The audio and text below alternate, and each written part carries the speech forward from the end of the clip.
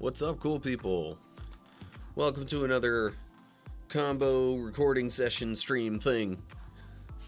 Gonna be kicking it off, continuing our Bible study of First Chronicles. It's 2 chapters, but gonna be covering 3 tribes of Israel. And then after that, we'll carry on with Kingdom Hearts Dream Drop Distance, and pretty much just continue where we left off with that. We're in the world of the 3 musketeers and, like, helping them out.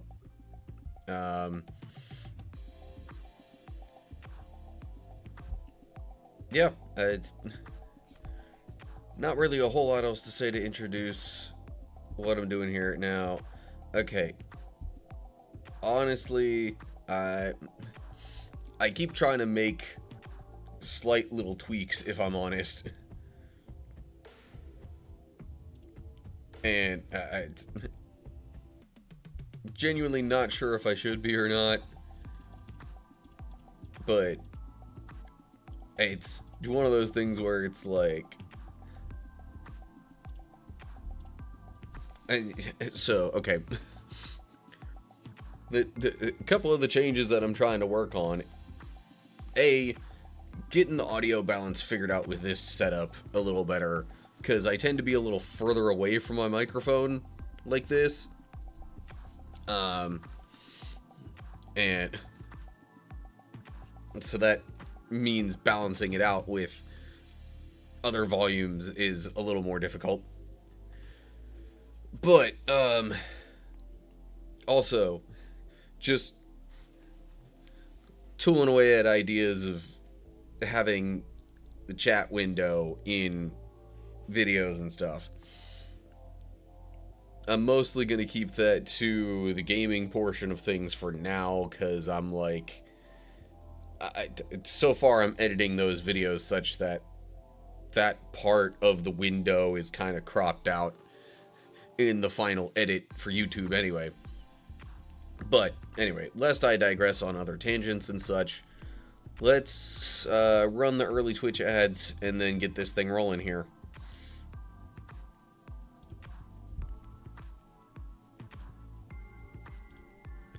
So, alright.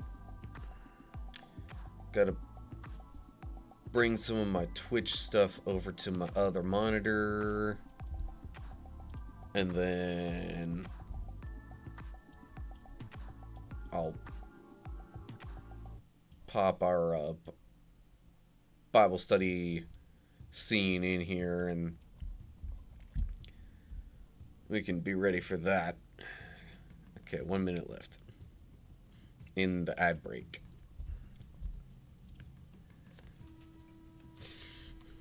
So, I'm also toying with the idea, actually, of including the chat window in here for, like, the Bible study portion of things. The main reason I'm not so sure about that right now is just that, like, I kind of said I wouldn't make any permanent changes to the look of things until after I finish the Kingdom Hearts games.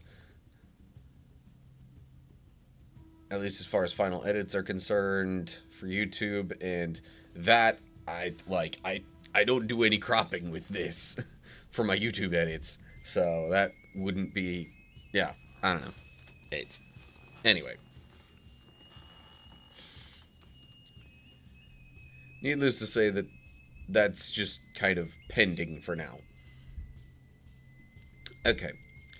I'm hoping Twitch ads are done. If not, I'm gonna get this thing rolling anyway. I'm also gonna try a little bit more to, like, kind of lean on this side of me. My left shoulder's been kind of sore for a couple days. Not 100% sure why. But anywho, okay. Let's get this thing rolling here. Alright. So we are looking at First Chronicles, chapter 5. So, thus far, it has pretty much been an extensive genealogy of the people of Israel. And unsurprisingly, we're continuing that. We're in the midst of going through the different tribes individually and their genealogies. But all this, I've been told, and now it sounds familiar once I heard it.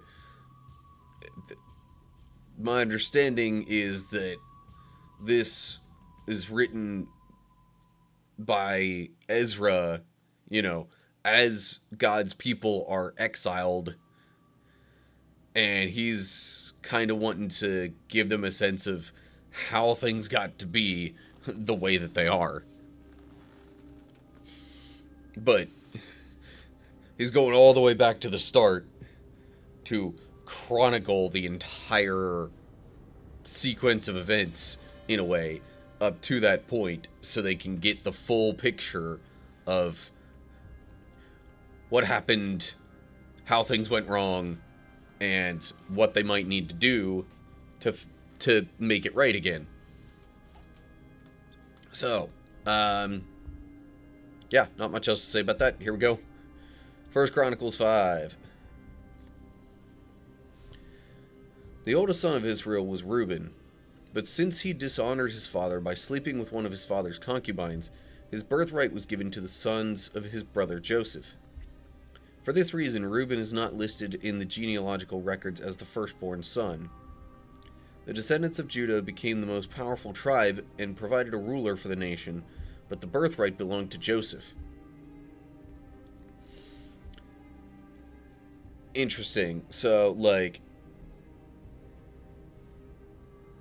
was Judah... I guess Judah was listed first out of all the tribes. So, I guess this kind of explains why that was the case. Hey, Pastor Greg. Thanks for stopping by, for cheering and all that. I appreciate you being here. Good luck with your work today.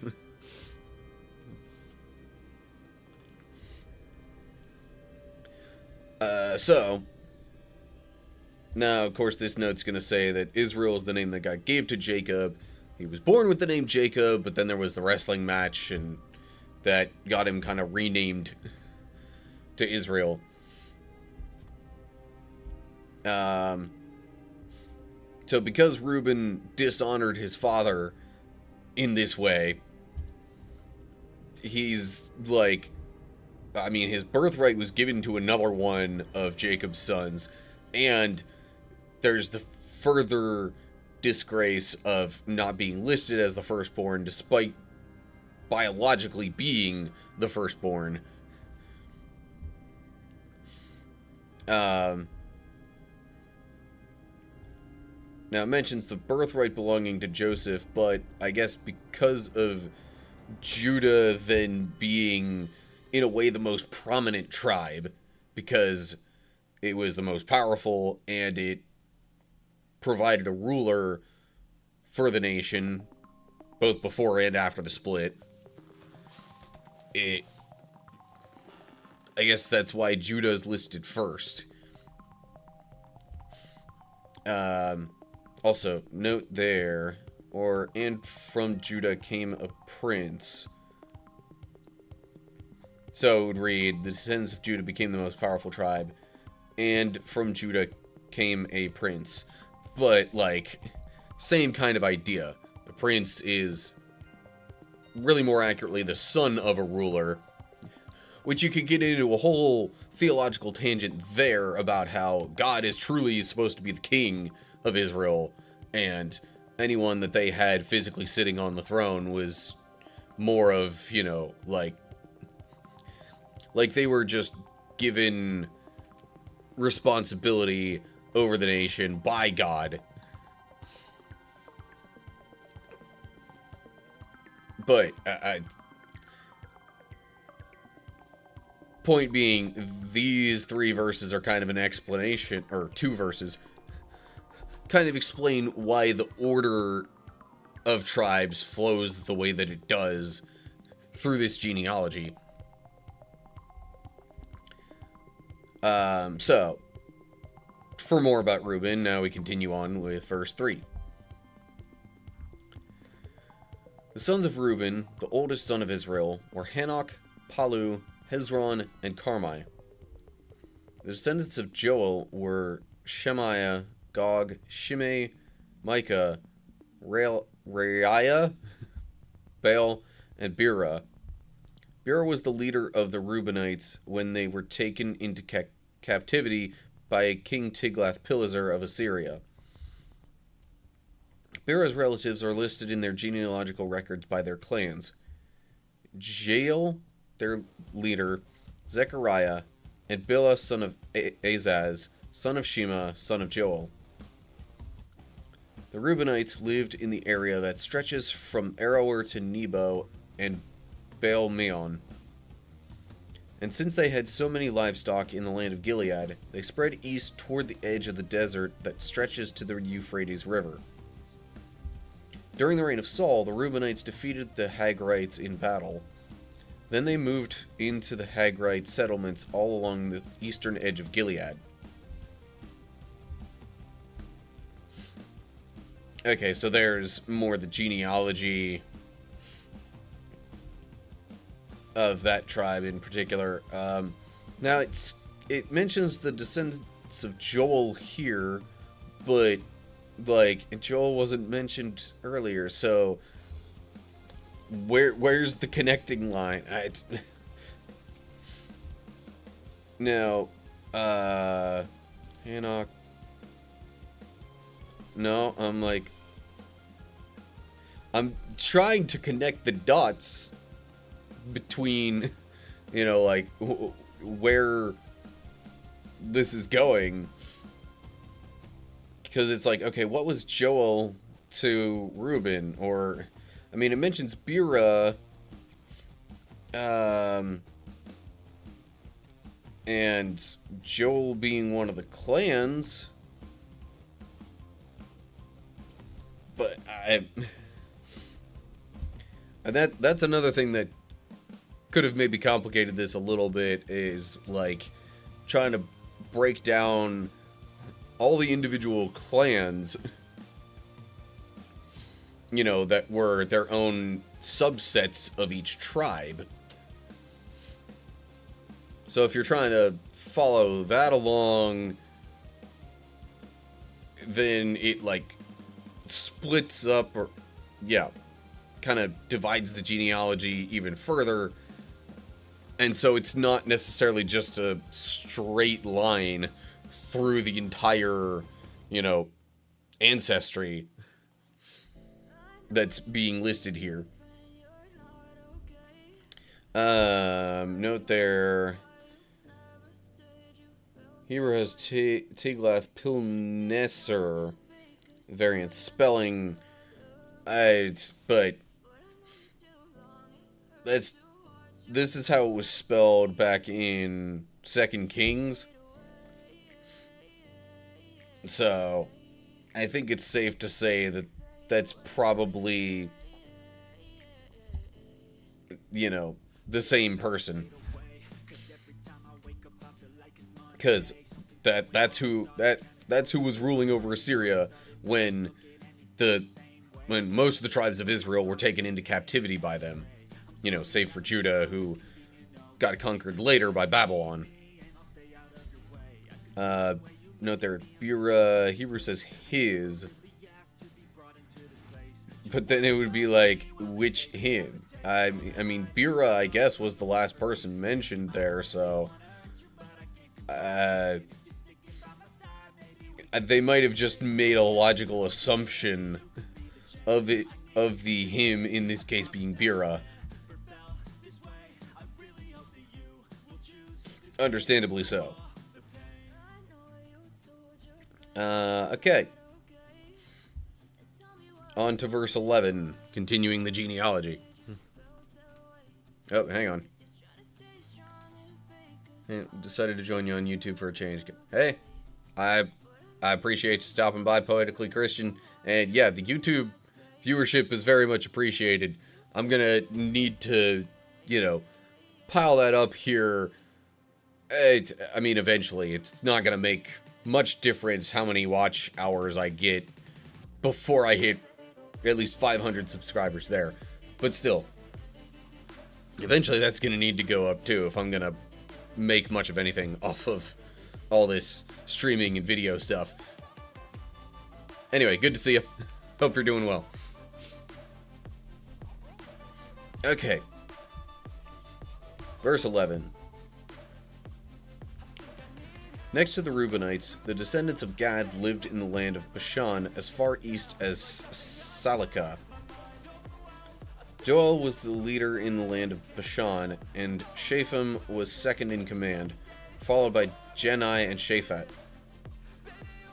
Their relatives, the leaders of 7 other clans, were Michael, Meshullam, Sheba, Jorai, Jachin, Zia, and Eber.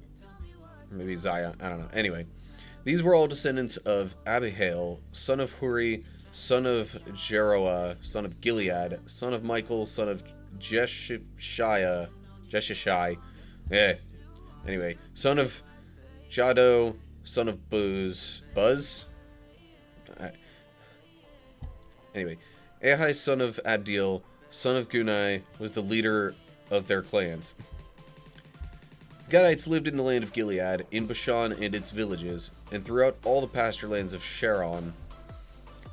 All of these were listed in the genealogical records during the days of King Jotham of Judah and King Jeroboam of Israel.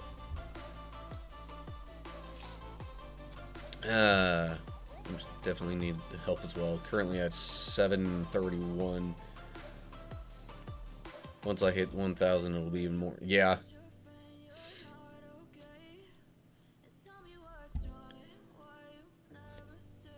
Yeah, I guess it's the 1,000 subscriber benchmark that really then is like, okay, gotta hit that, because I guess now YouTube has sort of 2 tiers of monetization. The lower one really pretty much just allows for some streaming extras, so to speak. Some of the interactivity that kind of comes standard with Twitch, really.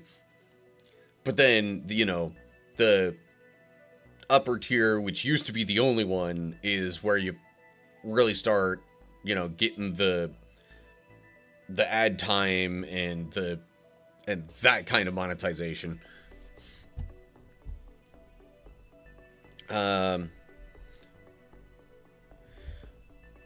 So it says next to the Reubenites. I'm pretty sure Reuben and Gad were some of the tribes that settled east of the Jordan. So this is maybe actually literally geographically saying that Gad was next to Reuben, not necessarily following the order of when they were born, although that Gad might have been the next oldest after Reuben and or Judah, but I'm not totally sure about that. Now it does say it's getting into the tribes east of the Jordan, so maybe it's wanting to cover all of them kind of back to back at this point, which makes sense if you're talking about where the people came from and how they got to their current situation, because it's like, well, they were living closer together than the rest of the tribes of Israel, so they might not as directly have been affected by the others,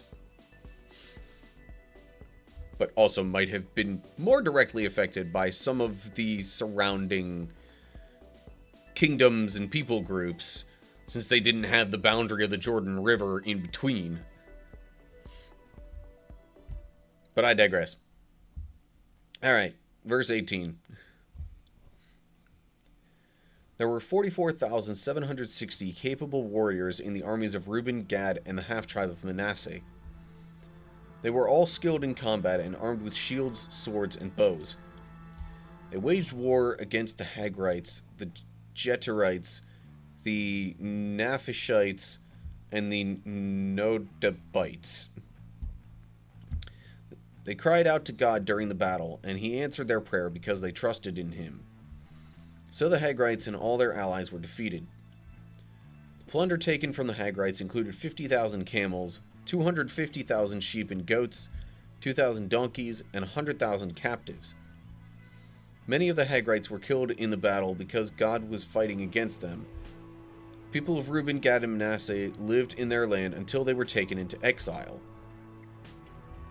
Okay, I'm going to pause there for a sec. So,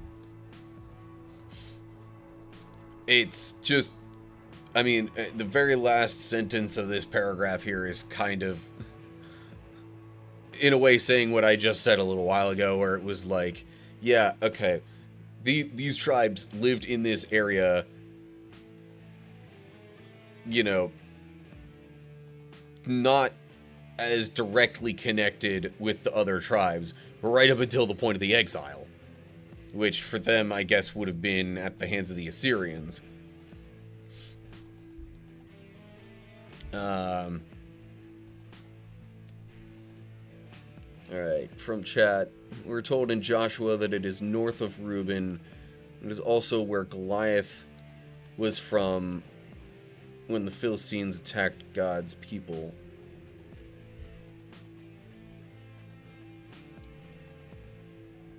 Okay, so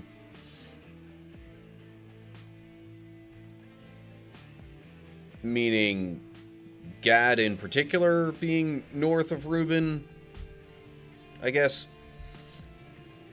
or like where all this fighting was happening.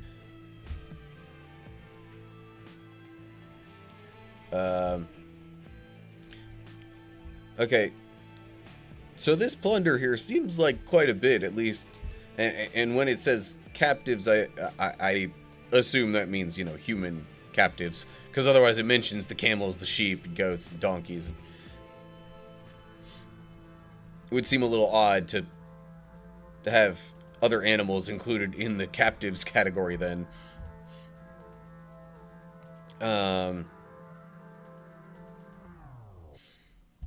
So, yeah, they had their area east of the Jordan. Of course, I motion like this, and that all looks the opposite direction to anybody viewing, which makes it look like I'm motioning to the west.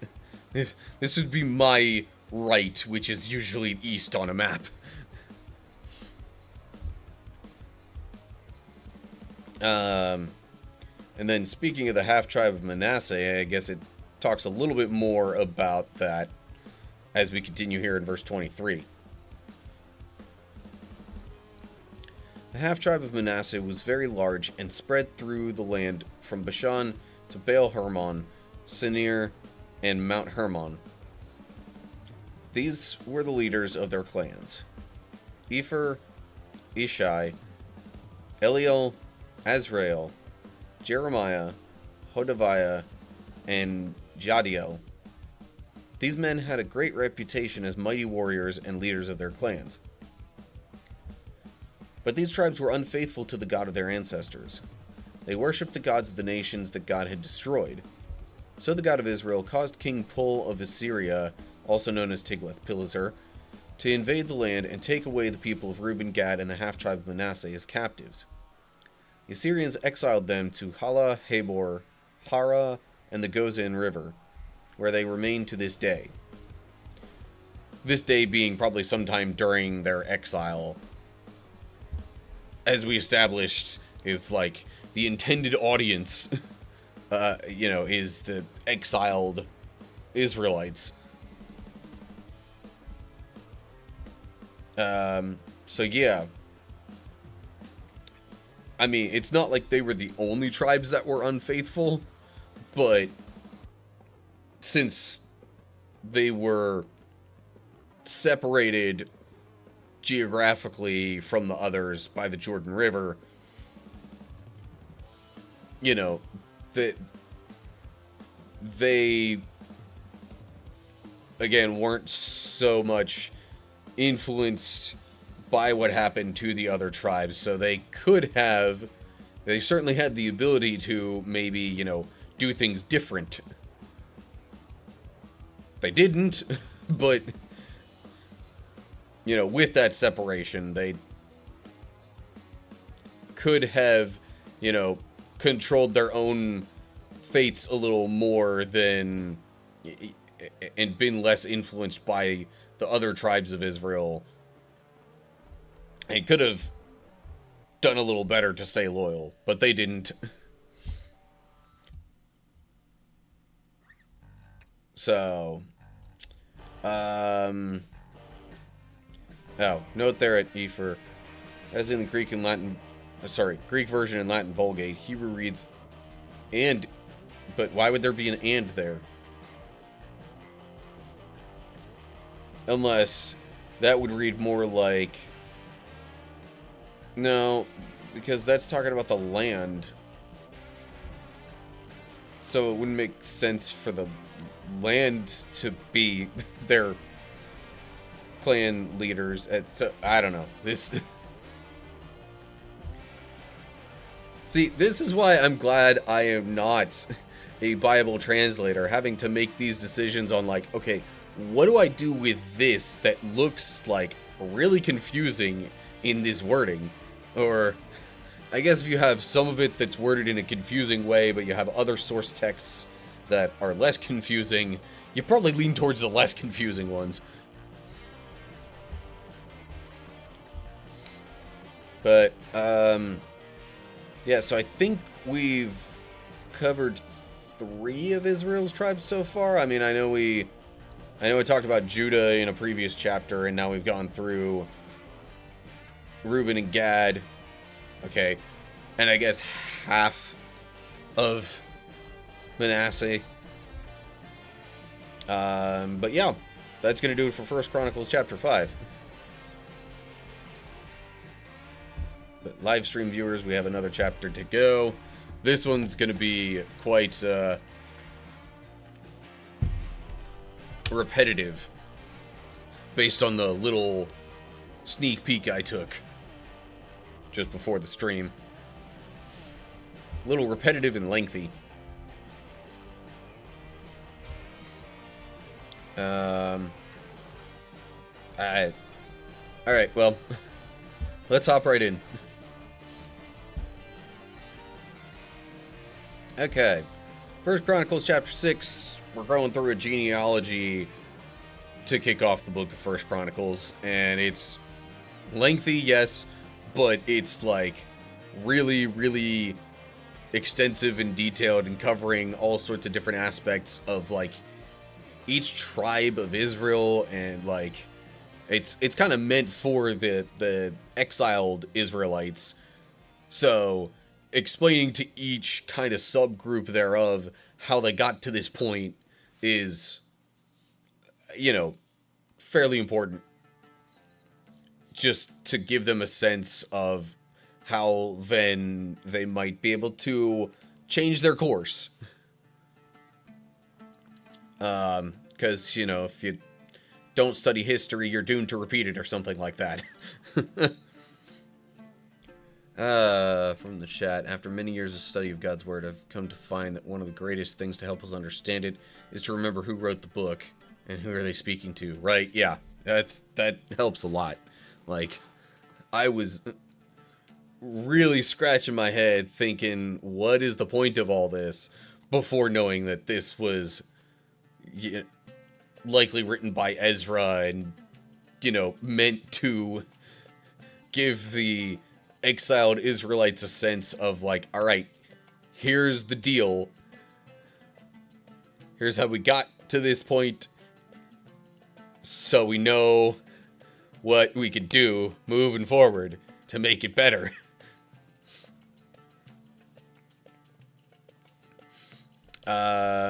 So we've gone through a few of the tribes of Israel so far, and we're continuing on with that.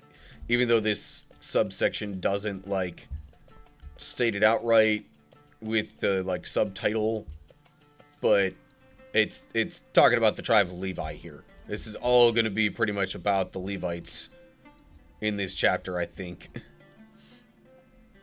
So, yeah. There's a note right off the bat. Verses 6, 1 through 15 are numbered 5, 27 through 41 in the Hebrew text. Interesting. I mean, it does then have, you know, this other separation here talking about more directly the sons of Levi, or like it's worded directly that way.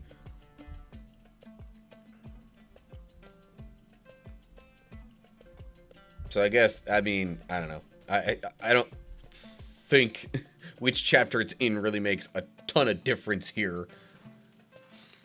I do think it probably makes a little more sense to include this section here in a chapter that otherwise talks about the Levites, rather than grouping it in with the chapter that was more so about other tribes of Israel.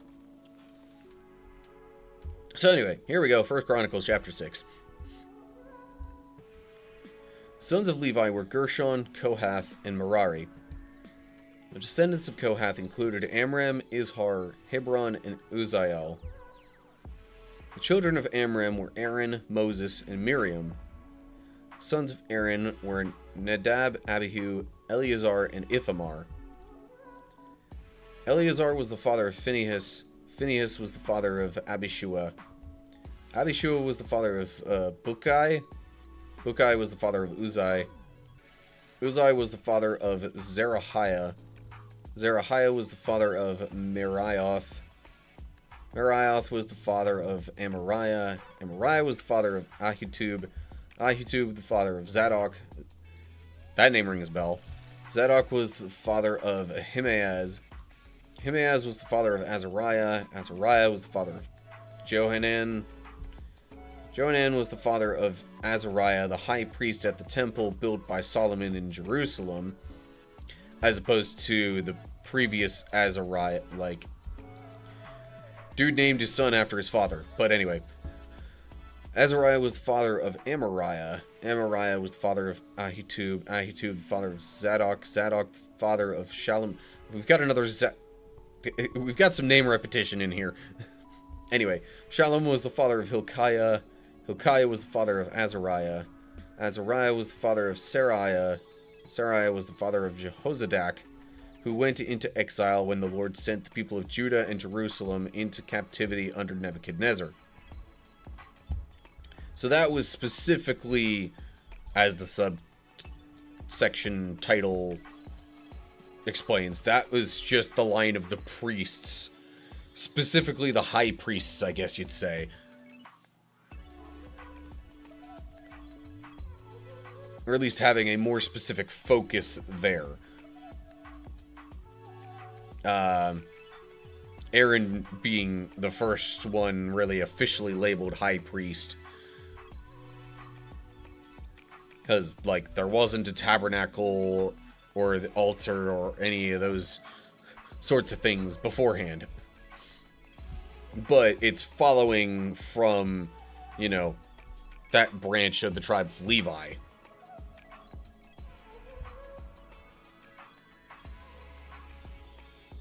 So yeah, there's the whole sequence of priests following from Levi, who again was one of the sons of Jacob, and then following that all the way through until the exile, which this was intended for the exiles and their knowledge. Note there a temple. Hebrew says the house built by Solomon in Jerusalem, but being high priest, like any house where one would be a high priest, the temple is probably like sort of implied just by that. So I don't have too much to comment on there. Like, some of these names ring a bell as, you know, people who might have been involved in some kind of significant events that were mentioned in previous books. But, like, Zadok rings a bell, but which Zadok was it? I can't recall that off the top of my head, honestly. So, we'll look a little more into the tribe of Levi and some of their clans as we continue with the chapter in verse 16. Now, the note here at the start mentions these verses being numbered 1 to 66 in the Hebrew text, because the Hebrew text had the first 15 verses here attached to the prior chapter. So anyway, verse 16. Sons of Levi were Gershon, Kohath, and Merari, as it mentioned before. The descendants of Gershon included Libni and Shimei. The descendants of Kohath included Amram, Izhar, Hebron, and Uzziel. The descendants of Merari included Mali and Mushi. The following were the Levite clans, listed according to their ancestral descent. Sure, we'll read that section. The descendants of Gershon included Libni, Jahath, Zimah, Joah, Iddo, Zerah, and Jethurai. Descendants of Kohath included Aminadab, Korah, Asir, Elkanah, Abiasaph, Asir, Tehath, Uriel, Hosea, and Shaul. Descendants of Elkanah included Amasai, Ahimoth, Elkanah, Zophai, Nahath, Eliab, Jeroham, Elkanah, and Samuel. Lots of Elkanahs. Sons of Samuel were Joel, the older, and Abijah, the second. The descendants of Merari included Mali, Libni, Shimei, Uzzah, Shimeah, Haggiah, and Asaiah.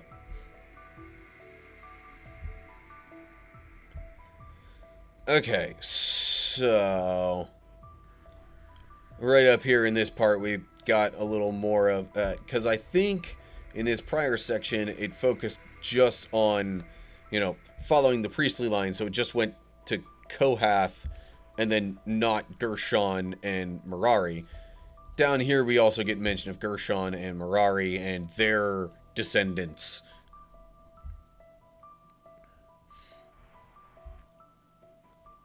And that just follows further from Gershon.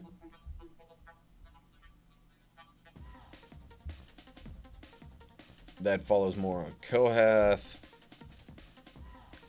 And then we got Elkanah following even further from there, I would assume. Because, I mean, there's Elkanah mentioned here, and then it mentions the descendants of Elkanah. So I'm assuming this Elkanah is the same as that Elkanah.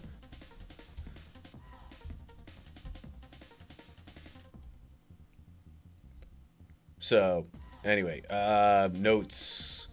We got some notes to look at here. Some of them are, I mean, they're all probably translation related. Some of them might be alternate spellings of certain names. Like Hebrew says Gershom with an M here instead of with an N. C61 also in 6, 17, 20, 43, 62. All within this chapter, there's like 6 different spots where that same spelling appears, or like translation is the one way, where it could debatably have been the other, I guess. Note it.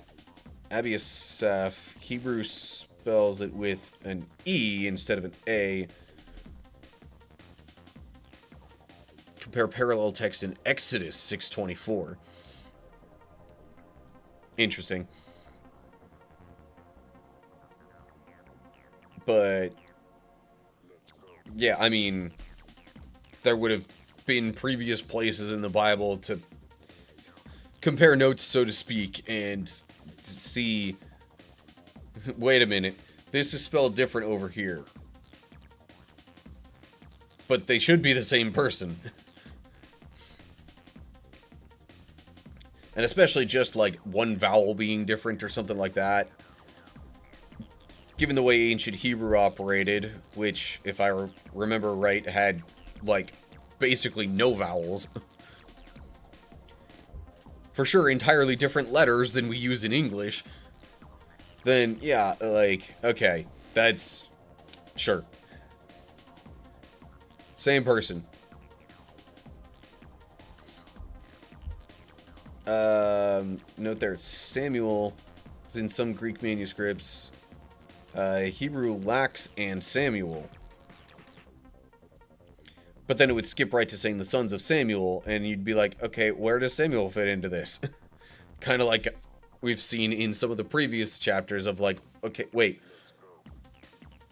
This person's name wasn't mentioned up here. Why is it continuing from them?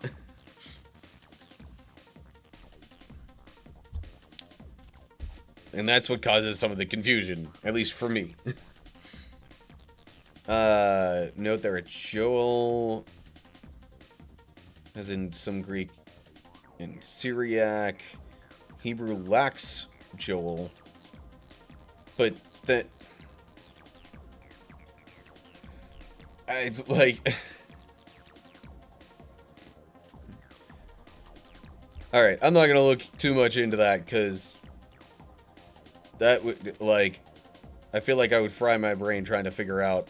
okay, what in the world would this say if it didn't have Joel in there? Because there wouldn't even be multiple sons mentioned right there then. Anyway. Let me get a quick sip of water here.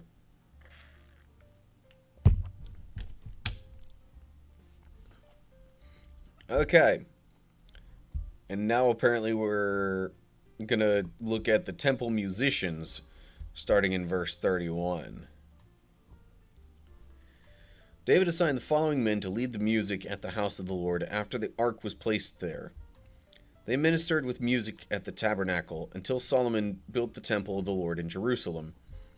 They carried out their work, following all the regulations handed down to them. These are the men who served along with their sons. Heman, the musician, was from the clan of Kohath. His genealogy was traced back through Joel, Samuel, Elkanah, Jeroham, Eliel, Toah, Zuph, Elkanah, Mahath, Amasai, Elkanah, Joel, Azariah, Zephaniah, Tahath, Asir, Abiasaph, Korah, Izhar, Kohath, Levi, and Israel. Okay, that section kind of worked backwards. But still. And then Heman's first attendant was Asaph from the clan of Gershon.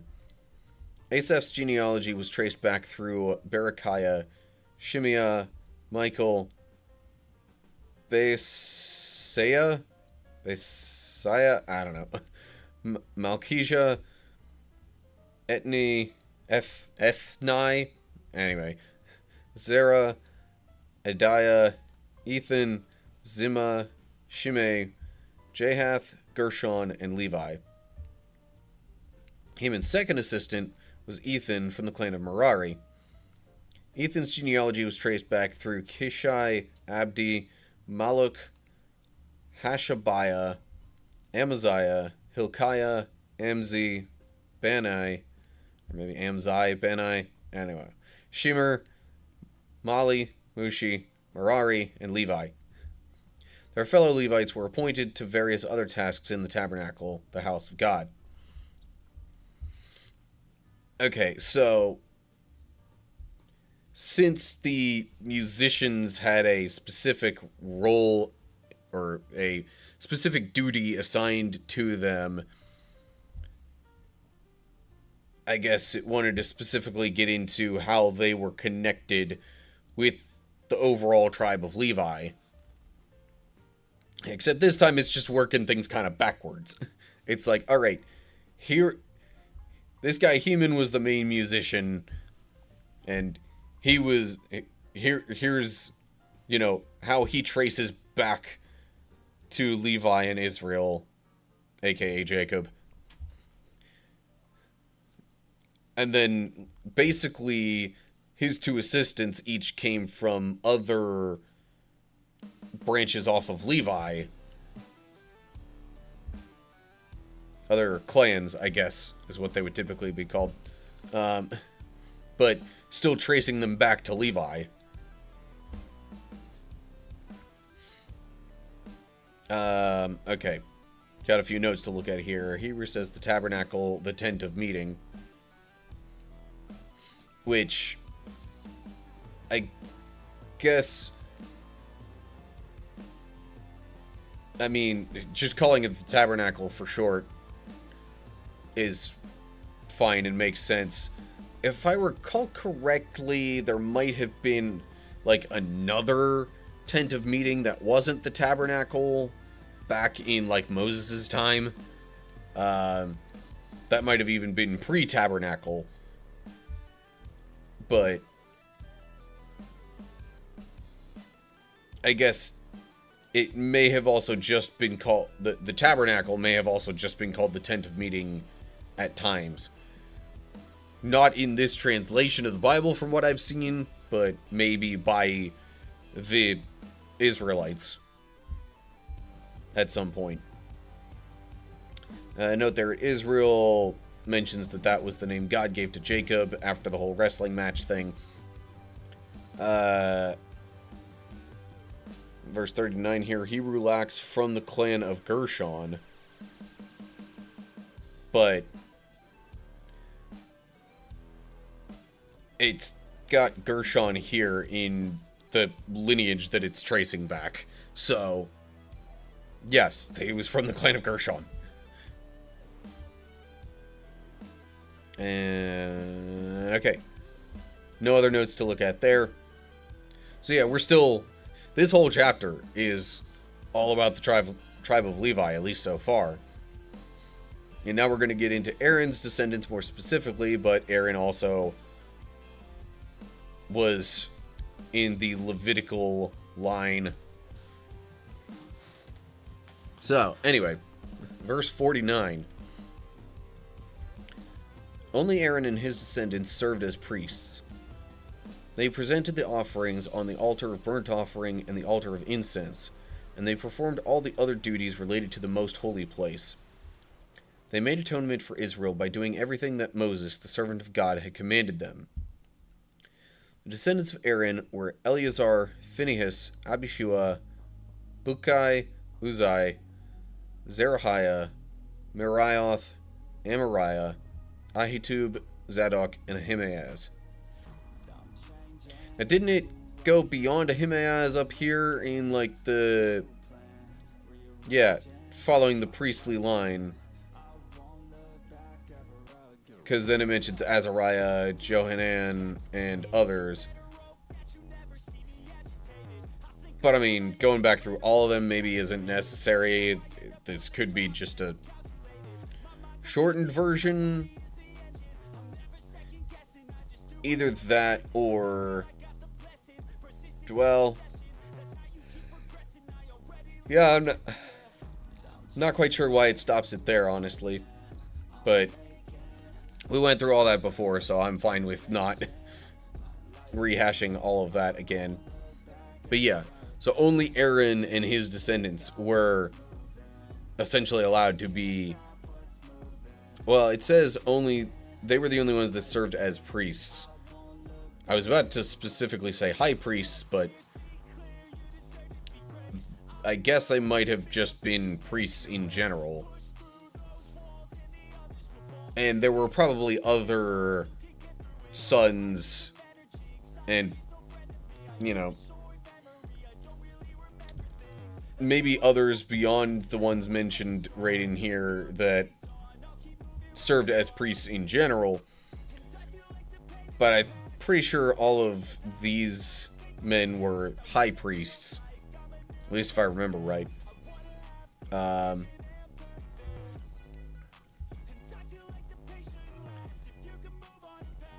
There would have been a lot of need for priests all over the place, really.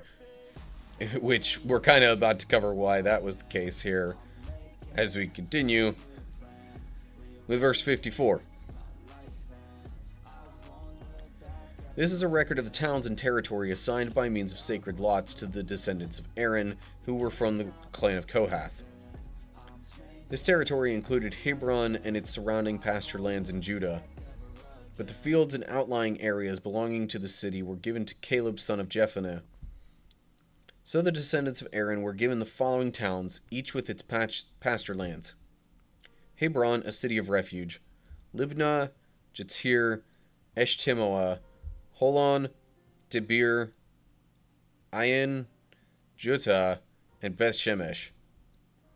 And from the territory of Benjamin they were given Gibeon, Geba, Alameth, and Anathoth, each with its pasture lands.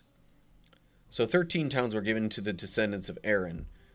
The remaining descendants of Kohath received 10 towns from the territory of the half-tribe of Manasseh by means of sacred lots. Okay, pausing there for a sec, partially because of chat. Only Levites were allowed to be priests, but not all Levites. Yeah. It was specifically branching off of Aaron that were priests, not just any of the Levites.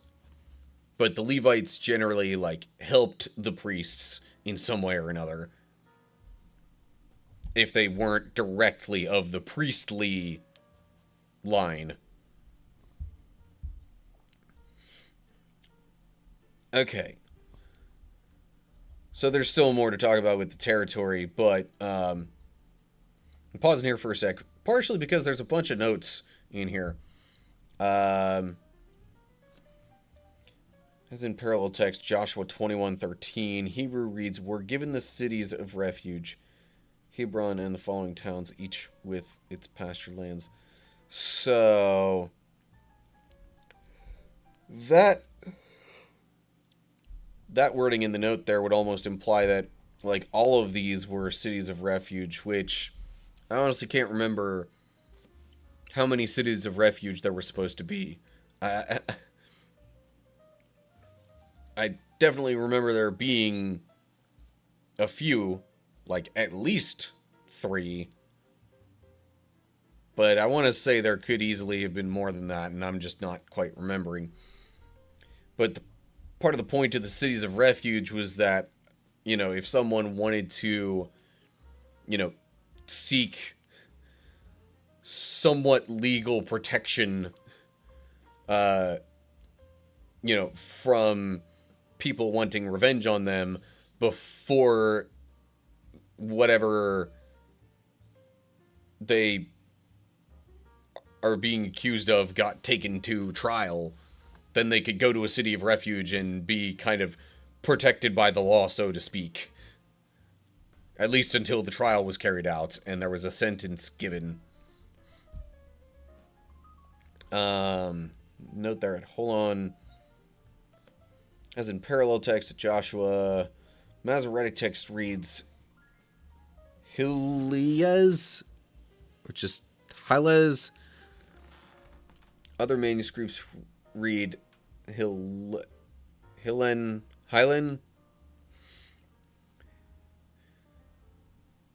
But again, if you assume that ancient Hebrew didn't really have vowels, that's really the only thing that's different, other than maybe the Z instead of the N at one point.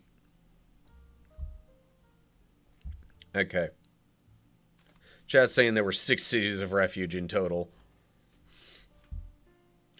Which, 1, 2, 3, 4...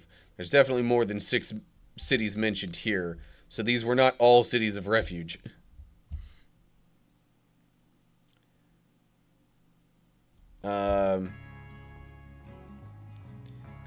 So a bunch of these notes are just pretty much from the translators saying, hey,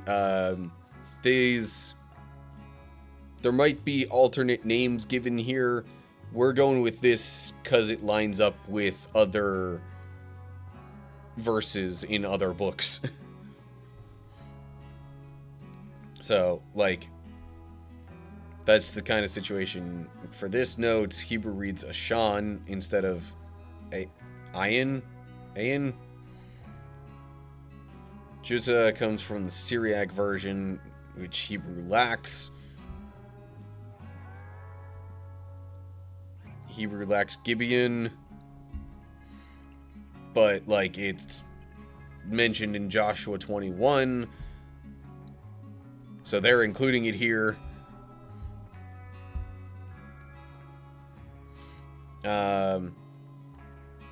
So they got 10 towns from the half tribe of Manasseh.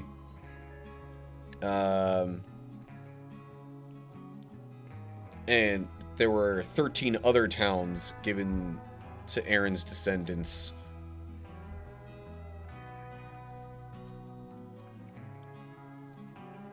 So, anyway.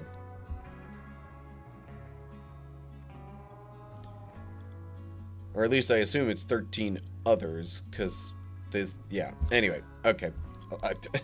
My brain wants to, like, try to make sense of every little detail, and I'm just gonna have to be like, nope. Let's not bog ourselves down with that. Because there's too many really little details that could be looked into here.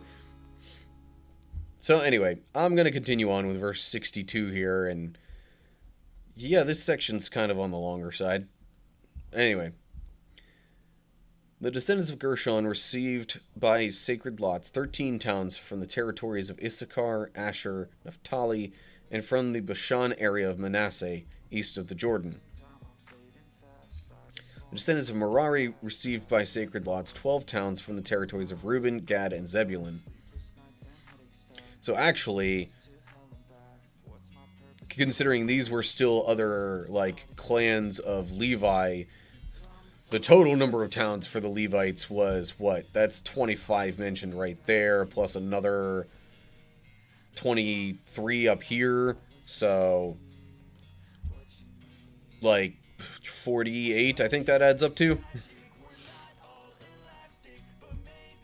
But anyway. So the people of Israel assigned all these towns and pasture lands to the Levites.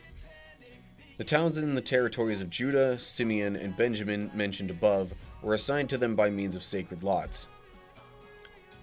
The descendants of Kohath were given the following towns from the territory of Ephraim, each with its pasture lands. Shechem, a city of refuge in the hill country of Ephraim. Gezer, Jokmeam, Beth-horon, Aijalon, and Gath-rimmon. The remaining descendants of Kohath were assigned the towns of Aner and Bileam from the territory of the half-tribe of Manasseh, each with its pasture lands. At this point, I think I'm just going to read through to the end.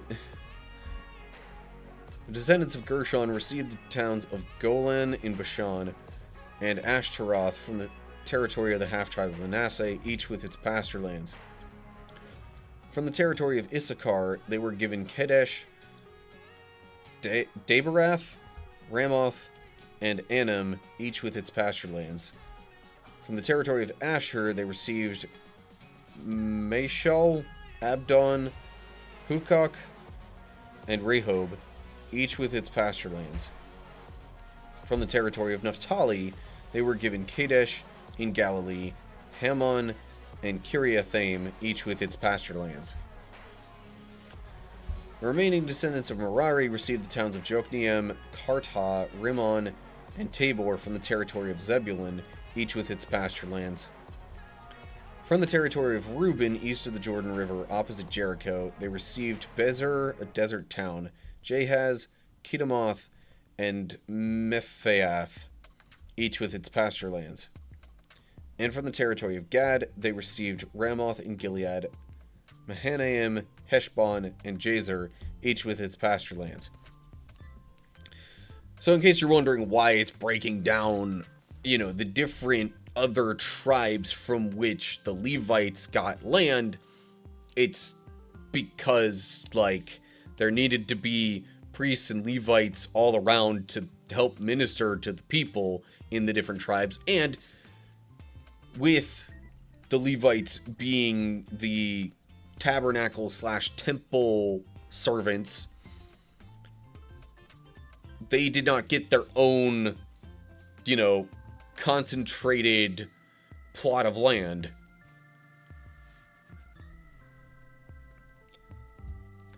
They were spread out amongst all the other tribes.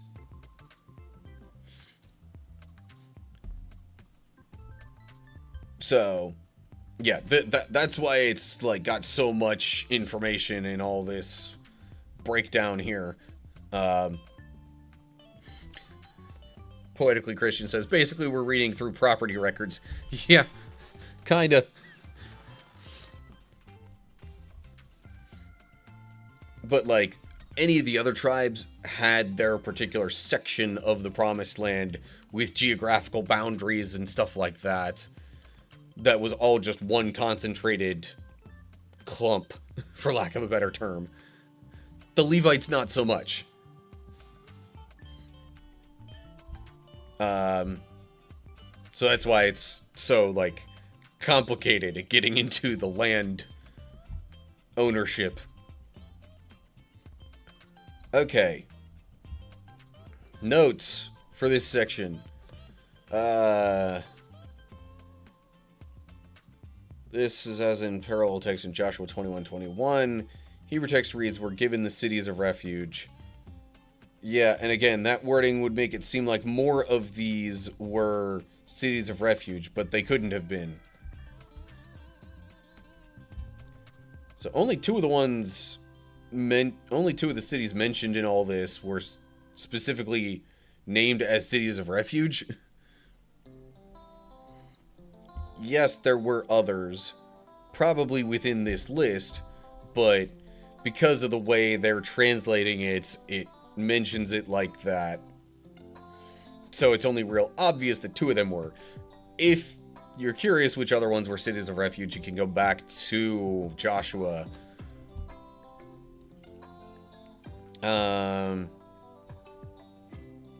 Okay.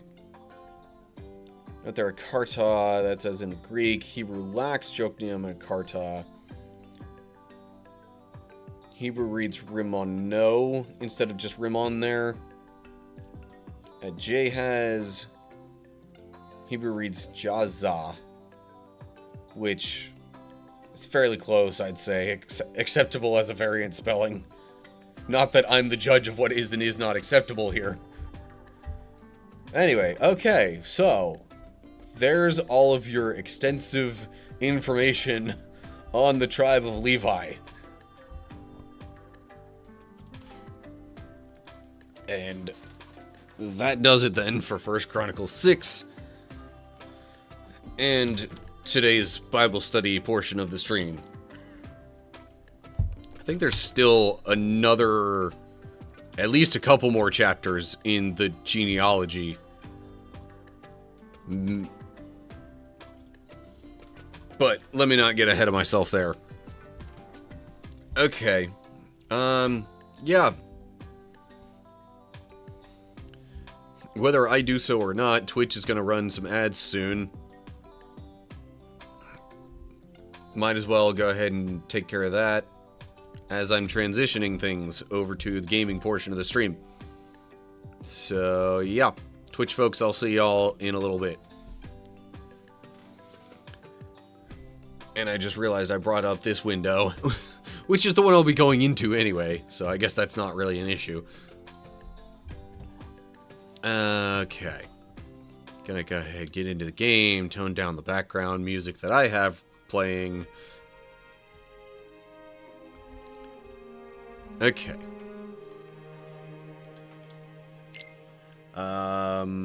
Okay.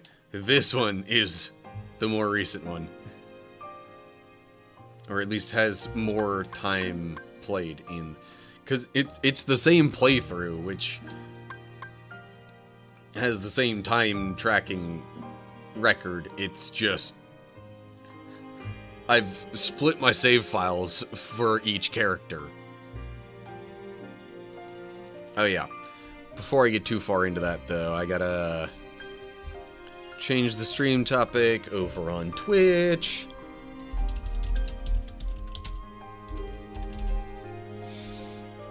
Okay, boom, done. Ads are still in progress there anyway. So yeah, now with the way I've got this scene rigged up, you should get to see chat from both Twitch and YouTube below me right there. God bless, brother. This is hard to get through and hard to explain to the audience, but it's basically a means to an end to show the history of God's people. Yeah, as we've kind of discussed in the prior couple of chapters. And I appreciate your help and your insights on all of that. Okay. I forget exactly what I was doing, but I'm probably just gonna dive right in. Well, let me at least check ability links for the spirits. No, there's nothing else I can get out of this. Okay. Well then, I suppose we'll get to recording some of this stuff.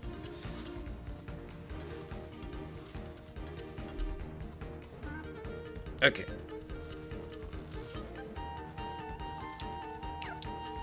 Alrighty, and we're back. Helping out the three musketeers. I assume I have to talk with Mickey here to progress things. But also, oh,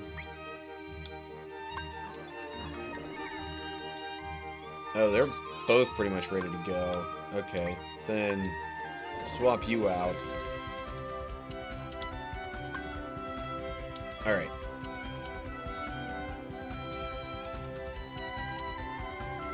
Are we ready to protect the princess? Sure. The only reason to say no, I guess, is if I wanted to look around more.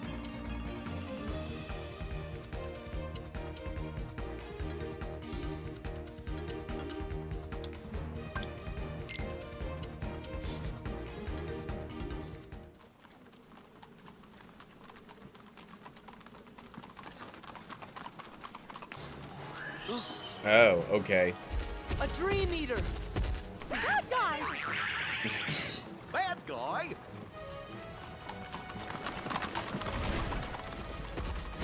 Goofy, you don't worry about the bad guys right now.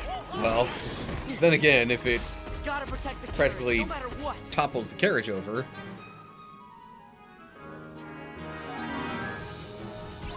Okay. Defeat the Tyranto Rex. Use X to block the fire.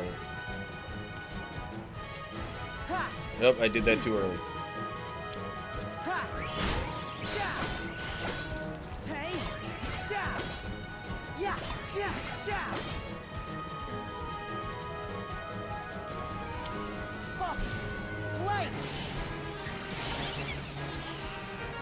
Probably not the best time to do that, actually.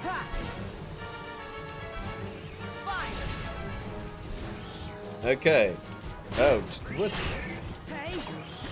I didn't know it was gonna just straight up charge at me like that.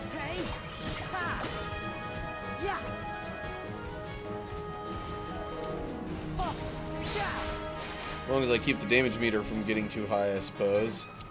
And I don't die myself. How am I supposed to stop that?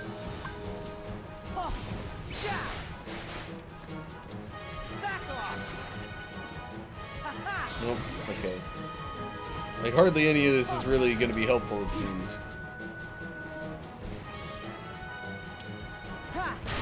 Because he just comes along, charges, and damages the cart anyway. Or the carriage, whatever. Okay, maybe the issue is I just needed to block both of those? No?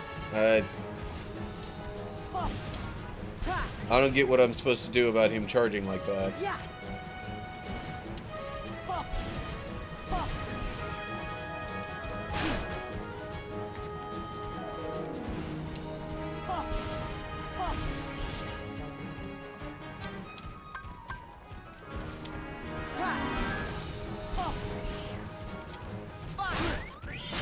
Like, No way.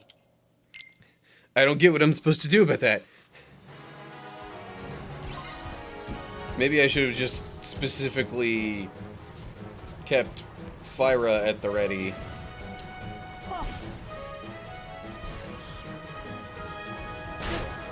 But like, Hey. Yeah. Ha. Yeah. Yeah. Ha. Hey. okay, that was my bad. I definitely could have done something about that. Ha.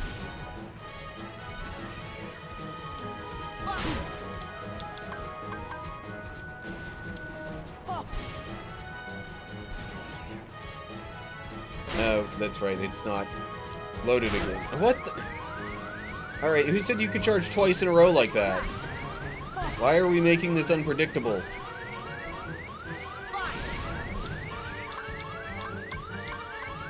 Heal. Hey. See, and if I... Ha. even if I do hit it with Fyra as it's charging, it still just charges anyway. Ha. Just, you know, Ha. a bit later.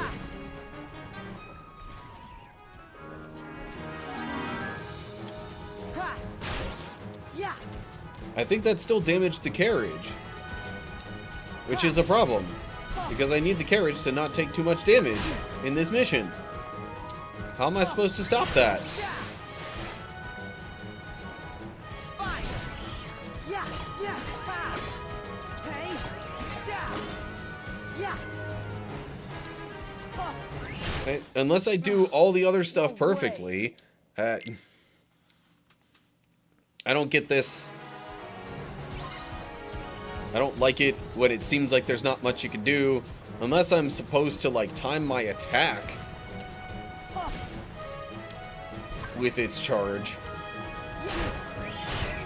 Yeah. Yeah. Yeah. Hey. Yeah. Hey. Ha. Hey. Oh.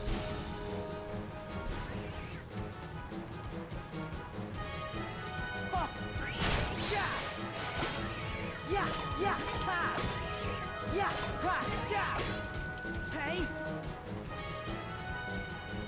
Maybe I just really need to use more magic to bring its health down quicker. Fire. Ha. Yeah. Ha. Yeah. Yeah. Yeah. Ha. Hey. Yeah. Yeah. Ha. Yeah. See, yeah. I guess whenever it gets up close like that and isn't charging, I need to like immediately Yeah. start attacking. Yeah. Ha. Ha. Fire. Ha. Yeah. Oh. Oh. Oh. Hey. Yeah. Okay, come on. Yeah. Yeah. Ha. Hey. Alright, it's just... really the only difference was I was a little more aggressive there.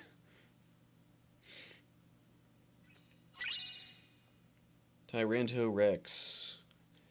List of the materials needed to create a Tyranto Rex. Spirits, I assume.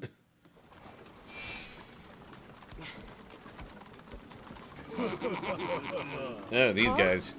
We'll be lightening your load by one, princess. Now make like those musketeers and scram. Au revoir.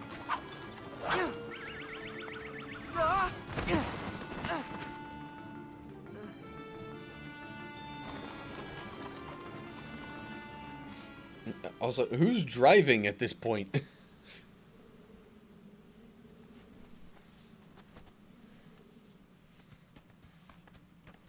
Your Majesty.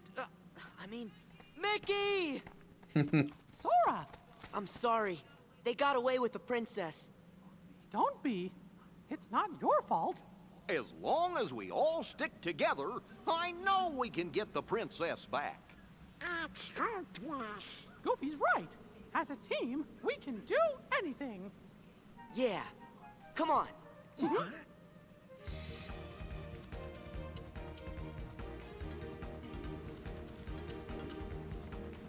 Hey, look, Mickey. There's the carriage. Sometime down the path later, or some distance down the path later, I should say. But there's no sign of the princess. So that means Yup. She's out there somewhere, counting on us to come to the rescue. yeah, 'cause we're musketeers. And we're gonna be the ones to It's save her. the way Donald said that, it almost sounded like he said musketeers. Hey! Aren't you forgetting someone? Meaning himself or the horse? Horse says. Probably meaning himself. Okay.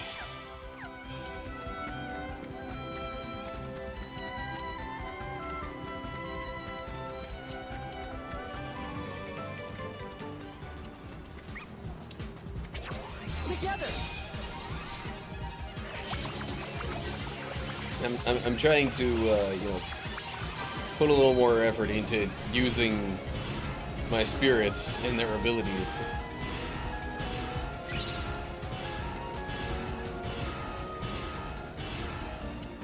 Even if I don't get quite as much out of it as I maybe would from a boss fight.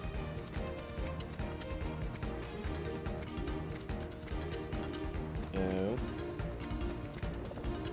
And now how am I supposed to get there? Oh, I just remembered something. Not that this alone is going to make the difference, but high jump as opposed to regular jump.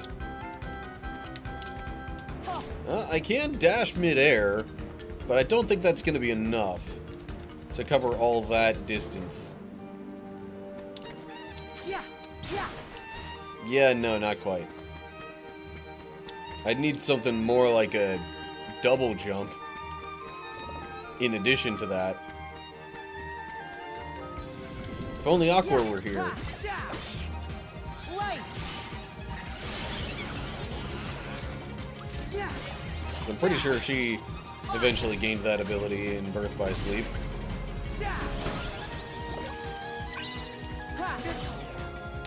Oh, jeez, really? Hey. Yeah. Yeah. Yeah.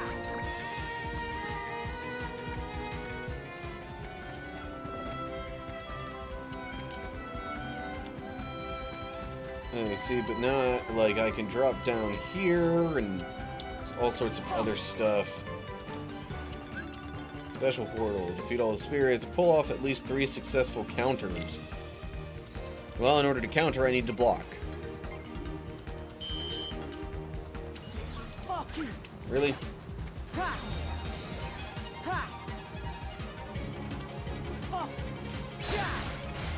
Okay, there's one counter. It doesn't really help me counter them if you put them to sleep there, Lame Chop.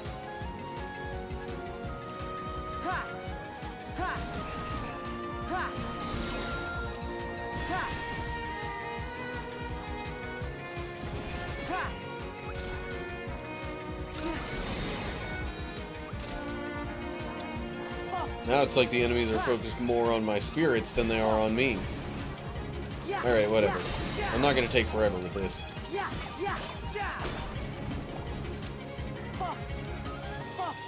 Okay, well, if we get a new batch of enemies, maybe that'll change.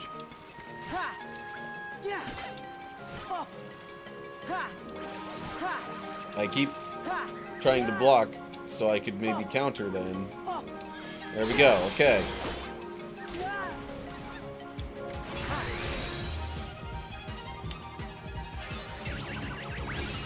And now I fight them normally again.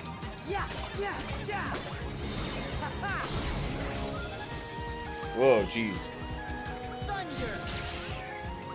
Oof. That did a lot of damage. Ouchie. Cura.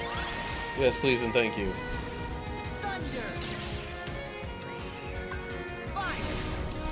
Yeah, yeah. Yeah. Hey. Ooh. Yeah. Back off. Doggone it, I missed the reality shift, but whatever. Back off. Yeah. Ow! This dude hurts. Kira! Fire. Hey. Ha. Ha. Yeah. Yeah, yeah. Ha. Hey. Ha. Yeah. There we go. Okay. At least I blocked part of it that time.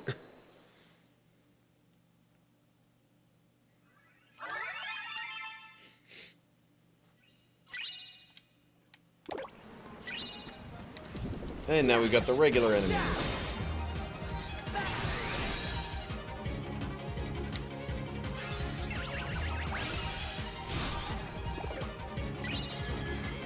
Thunder. Kablam. Okay.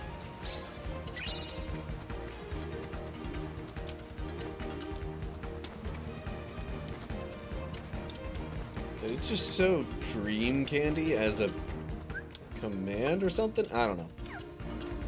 I'm not gonna look into that. I'm too busy trying to progress things. Light. And that literally did not hit either of them at all. Ha. Yeah. Yeah. Hey. Yeah.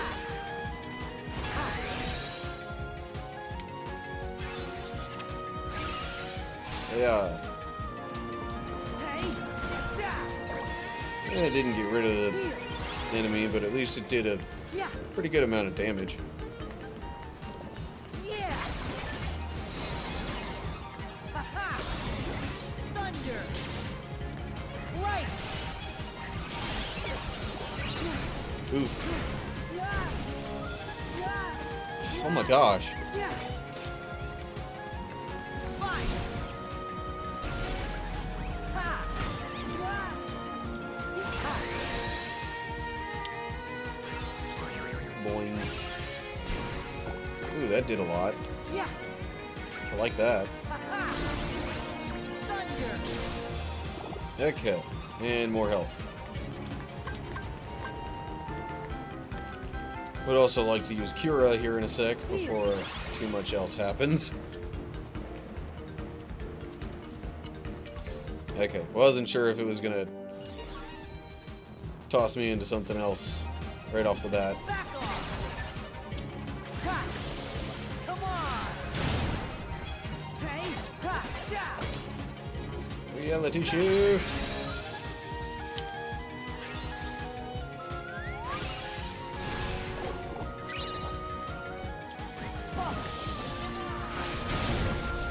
Yeah.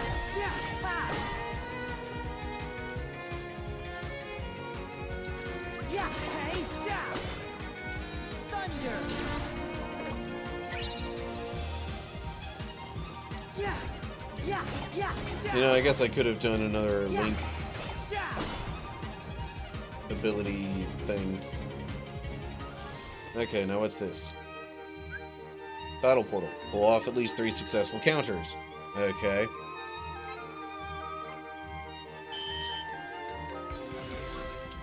Ha. Ha. Oh. Really? Ha. Ha. Ha. Oh. Ha. Yeah. The second I stop blocking is when I get hit. Ha. Of course. Oh. Oh. Oh. Oh. Yeah. Oh. Yeah. Oh. Oh. Come on. Like, attack me. Ha. Oh. Okay. Ha. Alright, I'm just gonna get rid of you then. Yeah. Ha. Ha. Oh. There we go. Okay. Successfully hit the countering goal. Back to normal fighting. There. Ha, yeah.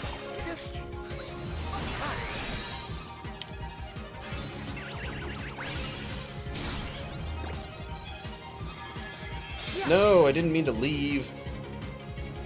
That probably reset the challenge. Dagnabbit. Okay, you know what? Forget this. Ha, yeah. I'm moving on. Ha. Oh.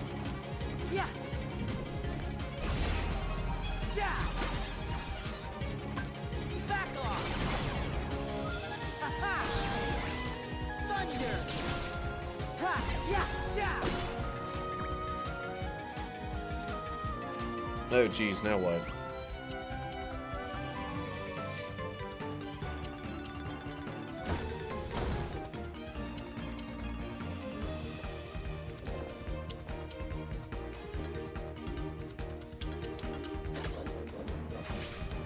Whoa. Like, I definitely didn't want to do all that.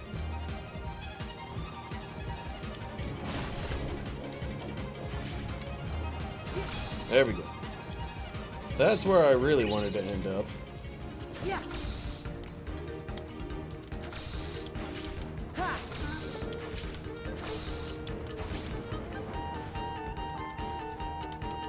Yeah.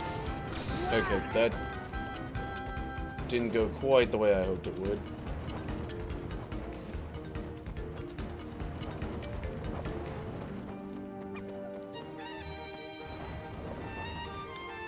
You, come here. Or don't. Fine.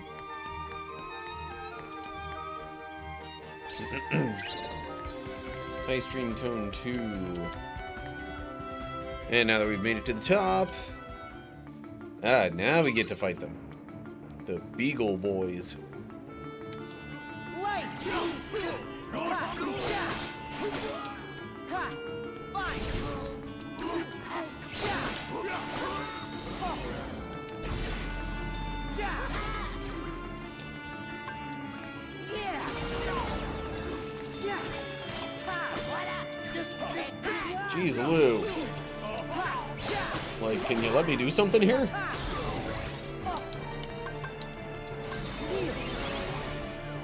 Thunder. Light. Ha. Ha. Yeah. Fine. Ha. Yeah. Ha. Yeah. Oh. Ha ha. Hey. Yeah. Yeah. Yeah. Thunder. Yeah. Ha ha. Pretty sure 2 of the 3 are out of commission now. Ha. Yeah. Ha. Or maybe not. Yep, there we go. Okay.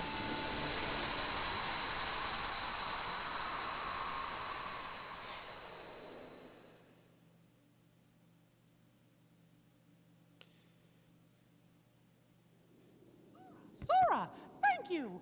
Princess Minnie is safe. We couldn't have done it without you. Sure. Happy to help. Oh, my hero. Huh? It's the Shouldn't bad it be guys. heroes, plural? Thought we go down easy peasy, eh? Let me at 'em. All right. We can do this all day. Wait, Sora. Got any suggestions, Goofy?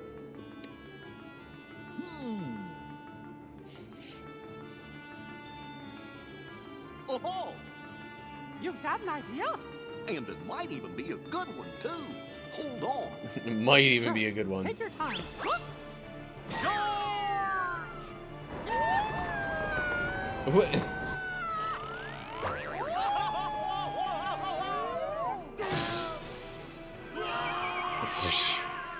Okay. How'd I do? Yeah! We did it! Hooray for the musketeers! All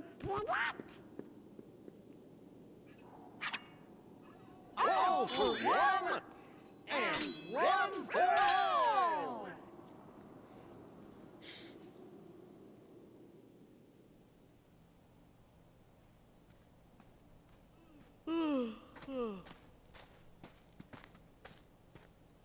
Oh, do you see that? What's up? Hey, you! Not so fast! Goofy, where are you going? What's the matter, Sora? Hold on. Oh, Mickey, Goofy just sort of took off. Goofy's gone? But why would he leave his post? Hey, Ninja Spaghetti. Not you How's too, it going? Donald. What do we do? It's a disaster. Calm down, Donald. Start from I'm the sorry, beginning. what's a disaster? The captain's gonna kidnap Princess Minnie. What? But he's the one who made us musketeers. It was all a big lie. A lie? Well, lie or no lie, More like a musketeers trick. don't ever run from danger. Then it's time for me to get a new job. Donald, wait! Together we can stop Captain Pete. Yeah, we're in this together. Come on, we'll be right beside you. 'Cause Oh, we're you got work friends. today? I just can't do it. I'm sorry. Well, I hope that goes well. Donald! See, I guess one thing that's kind of nice about my schedule is that I only work 4 days a week generally. He'll be back. Granted, it's 10-hour I know shifts it. each day, so it's still 40 hours. Aw, thanks, Sora. So this captain guy's the culprit. I wonder what he's up to.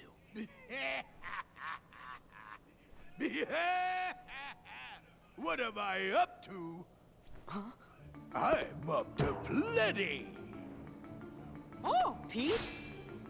Who's that? A stranger looking to be endangered. Oh, You yeah, retail jobs. Bangle these yardsticks. Yeah, I know the feeling.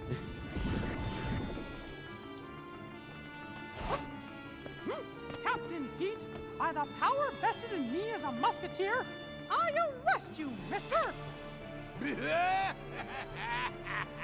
That's a good one. Well, how's about this? By the power invested in my fist, I clobber you. Oh, Mickey!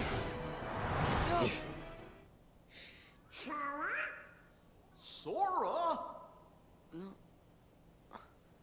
Donald. Goofy. Where's Mickey? Captain Pete and his guys took Mickey to Mont Saint Michel, and that means he's in big trouble. Once the tide comes in, the dungeon will fill up with water. And so will Mickey. Well, come on. We gotta go save him. Oh, but how? What are you saying? You and Goofy wouldn't have come back if you weren't ready to save him. We're friends. Friends for life. Remember? Yeah. Best of friends to the very end. Good. Let's go. Right. Okay, but first, I definitely saw a treasure around here somewhere. I'm gonna keep looking around a little bit. Try not to miss too much. I don't know if I'm gonna go like all the way up here and do all that, but whoa.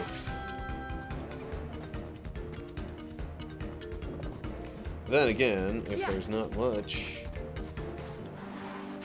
going on up here, I just might.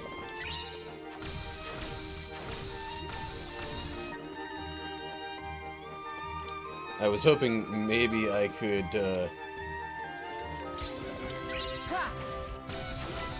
use that as a way of getting around a little bit quicker, but seems like maybe that's not gonna happen. And that's a totally different section there. So, yeah, forget that. I'm gonna save and keep moving along. Is this the way I'm supposed to go? Where to? I assume the shore? Oh, hello. Friendship portal. Okay, sure. Let's go. This is new.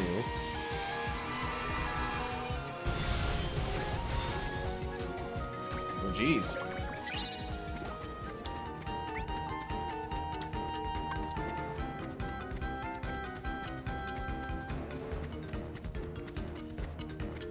Any more enemies? So maybe I could use this. Let's go.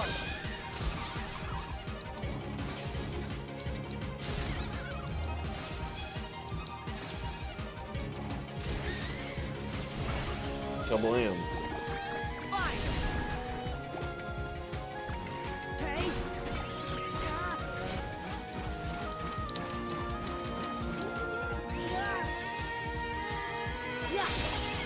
I just got bitten by the dino dude.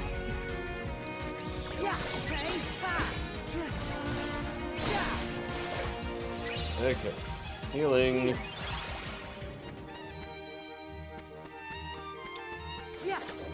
I just realized there's all kinds of stuff here for flow motion. Treasure! Paint gun. Meh.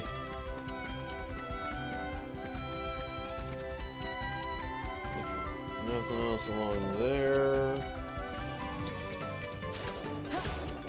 So I guess I'll continue over this way.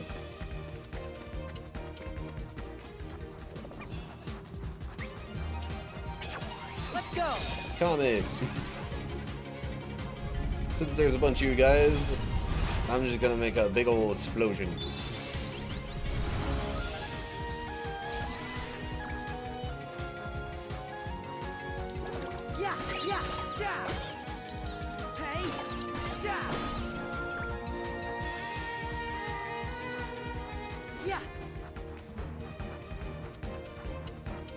Okay, not seeing any other enemies left along the beach here.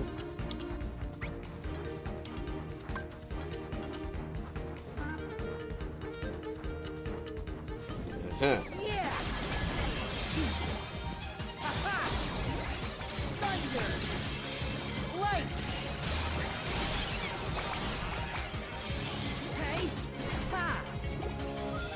Combo assist.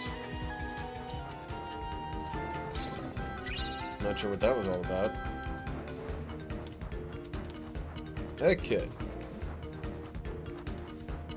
I imagine this is where we go to get to Mickey.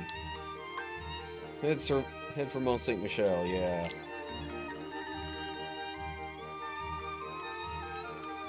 This looks almost like Traverse Town.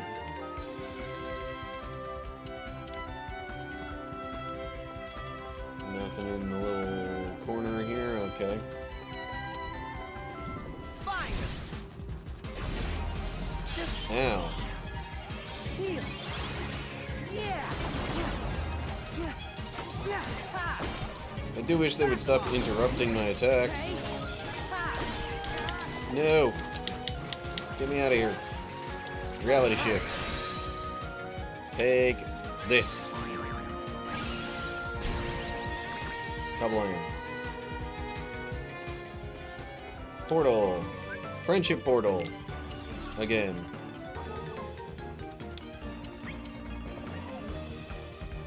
Oh jeez, but which way do I go from here? Alright, well, whatever. Let's go. I got Prism Light again.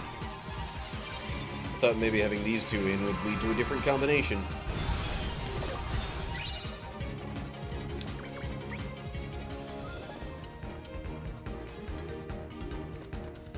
That doesn't lead anywhere.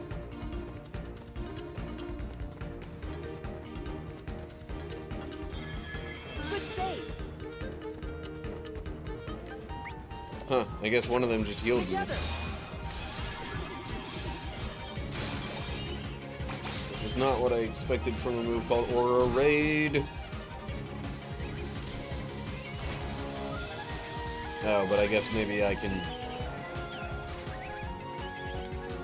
activate said Aura Raid myself Come on. while riding. Yeah. Hey. Yeah. Come on. Hey. Yeah. Okay. I'm supposed to be going further uphill, right? Pretty sure that's the case. Treasure! Or not. Yeah. Ha. Yeah. Hey. Yeah. Ha. Or it's a prank.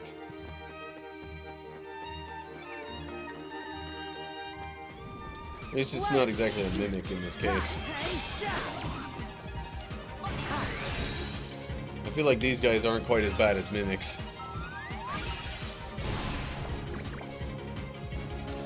Ha. Yeah. Ha. Yeah. Yeah. Yeah. Not that mimics are terrible, mind you.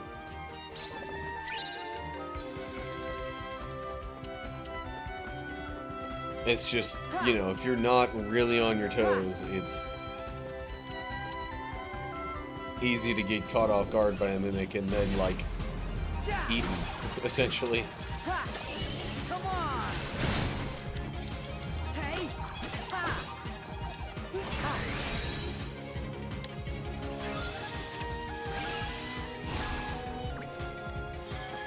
Ow. Come on. Ha. Yeah. Yeah. Yeah. Ha. Yeah. Ha. Ha. For a second I was starting to question whether or not I could even hit any of them with the, like, kind of blinded status effect or whatever that officially was. Hey. Yeah. Yeah. Yeah. Yeah. Ha. Thunder. Okay, be gone. Yeah. I got a high potion. Okay, what does this do? Oh. Interesting. But what might be up here? I wonder. Oh, jeez. Am I supposed to, like, follow all these little... Oh. There's treasure. Over here. Big treasure. Yes. Obtains Spark Gah. Well, since I already have Spark equipped, let me swap that out, because Spark Gah, I can practically guarantee, is just going to be a better version of it. Oh, it uses 2 slots. Summon 3 rings of revolving light crystals that deal damage to enemies. But you know what? Let's give it a shot. And then I'll swap Thunder out and have Fire in there. Because...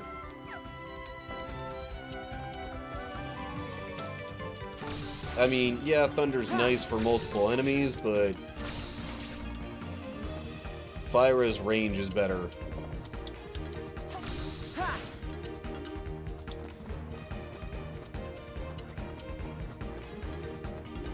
Oh, looky here, another save point.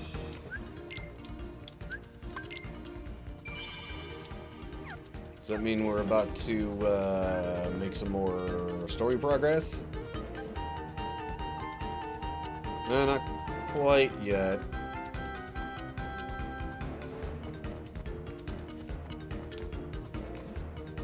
Or maybe there's just a little lead up to it. Light.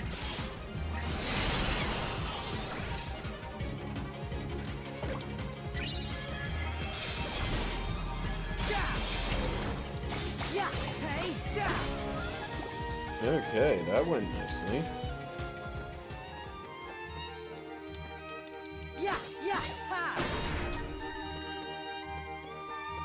What was the point of that if there's nothing over here? Yeah, yeah, yeah. Hey, ha. Yeah, yeah. Yeah, hey, ha. Oh, jeez. Yeah. Yeah, ha, yeah. Yeah, ha, ha. Be gone. Yes. Sonic Blade. Ooh. Oh. Yeah, hey, yeah.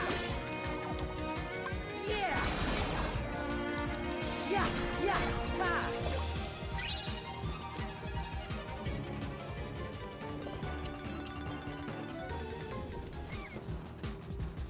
More treasure up here. Yeah. But I don't even see where the enemies are. Okay, we got a royal cake.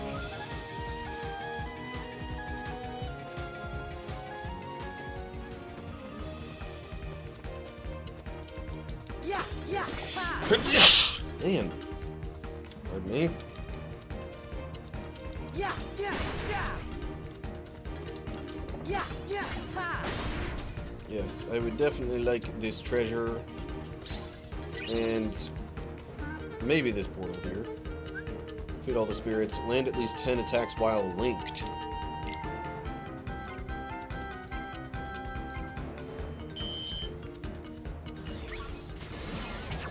Let's go. So when you say while linked, you mean like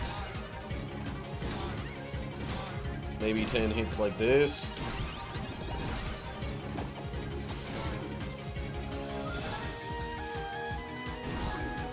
Well, there we go. Challenge complete.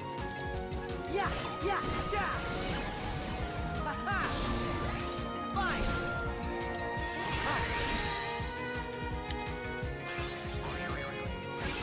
Boom. Yeah, yeah, ha. Yeah, yeah, ha. Oh. Yeah, yeah, ha. Well, it was about to attack me, and I was ready for it, but then it got put to sleep. Yeah. Ah, there we go. I'm like, where's the other enemy? Or enemies?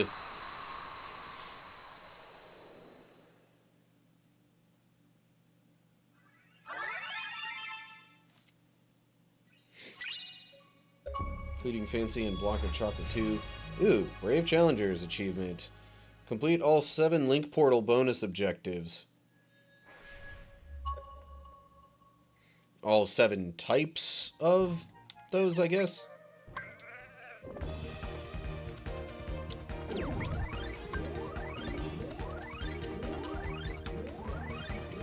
And Hey. Sora's turn's almost over.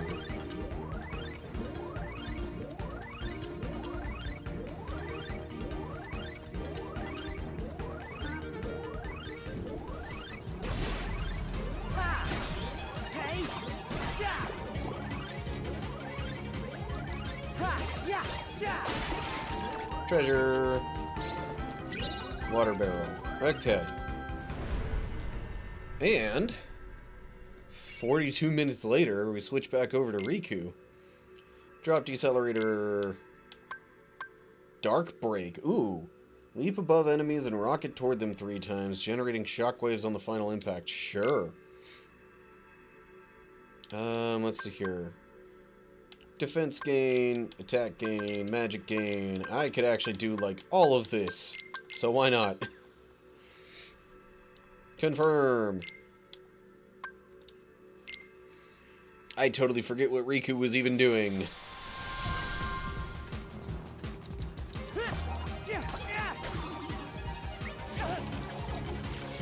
Ugh, really?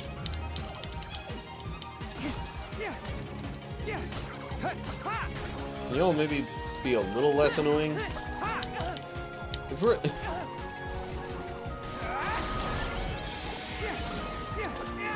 Since when did those guys do any sort of swallowing like that? Okay.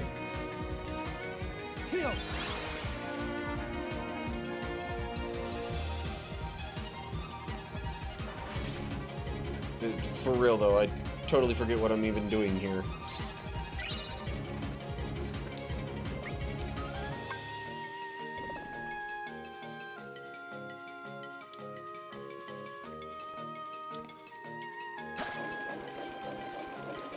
Sorry.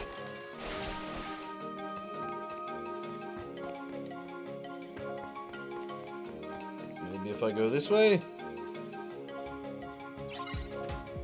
Go after the Beagle Boys. Okay. Shadow Breaker. Oh wait, isn't that also kind of what I just got?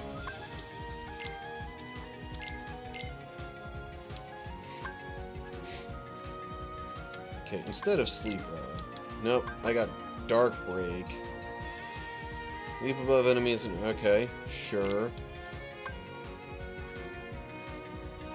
I kind of like Collision Magnet. Let me swap out Blizzard Edge for Shadow Breaker.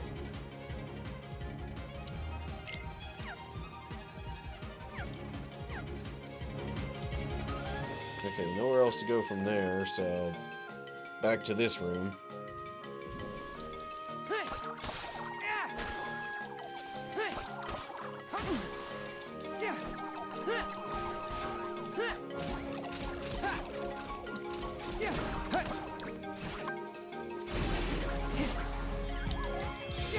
Really? You interrupted my collision magnet.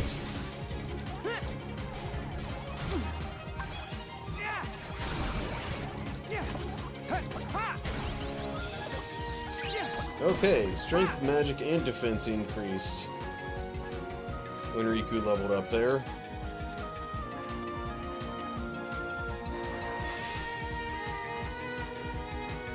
Okay, looks like I was up here already.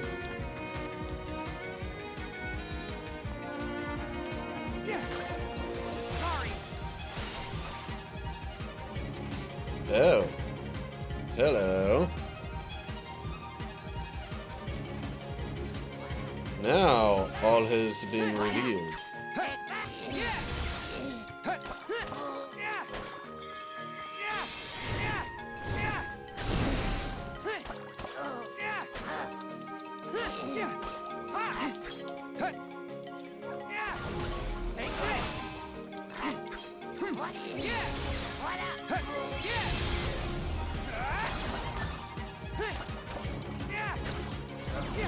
Okay.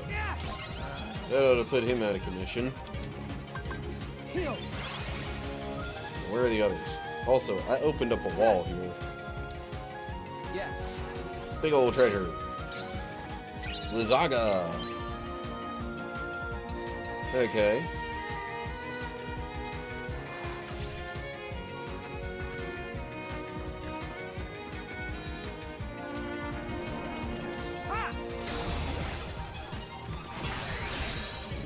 Reality shift.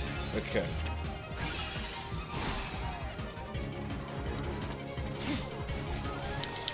Really?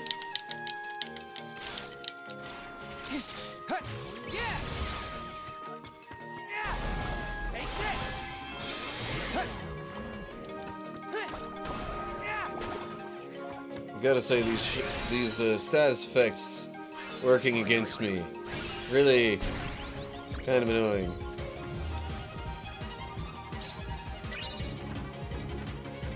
Okay, but I don't know if that's where I should go next or not.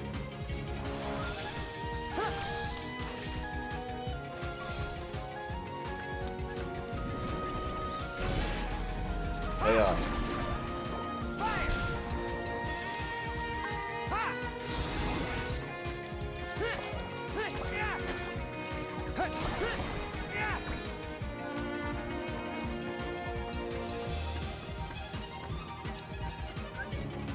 I don't know if a friendship portal is going to do much right here, but you know what? I guess I'll take it.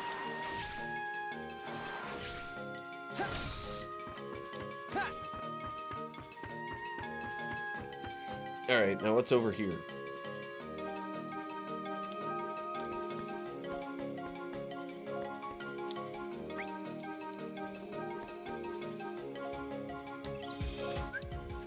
It's not letting me use the portal there. There's clearly a portal there.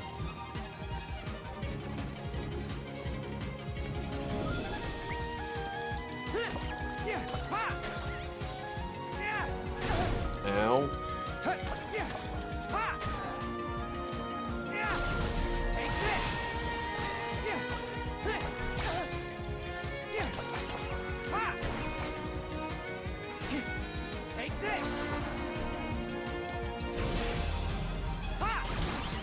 Kablam. Okay, we going. We're up.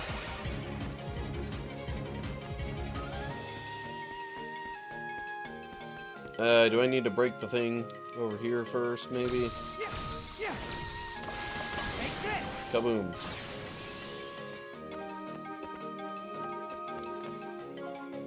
Is the portal now usable? No. Maybe I need to track down whichever one of the Beagle Boys that I'm supposed to find in this section here.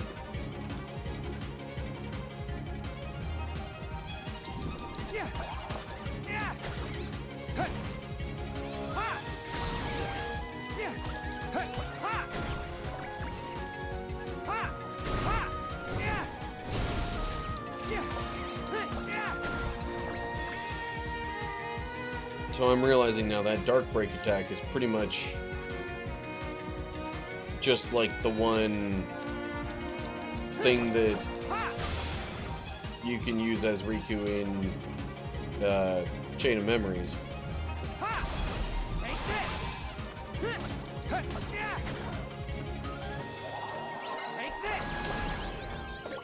Spirit seems to be onto something. Really? What could it possibly be? Oh.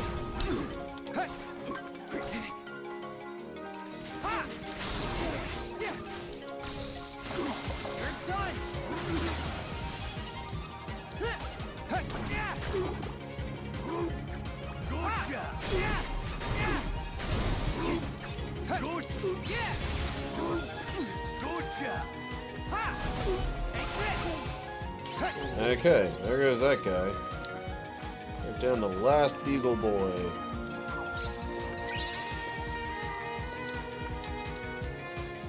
Yeah, but I don't know if I want to go that way just yet. There's so much going on in this little section area thing. What does that say? They couldn't have gone this way. What makes you so sure about that?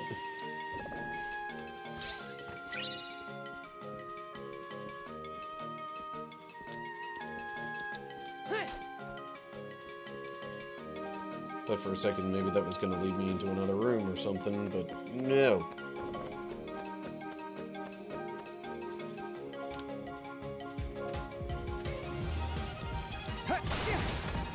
Nothing there. Oh, those were all just things that it wanted you to attack and realize, wait, there's nothing here, only to then eventually come across the one that actually has one of the Beagle Boys behind it. Ooh, treasure. I guess there's that too. Candy goggles.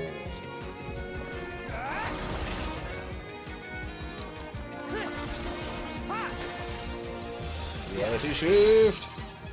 Oh yeah.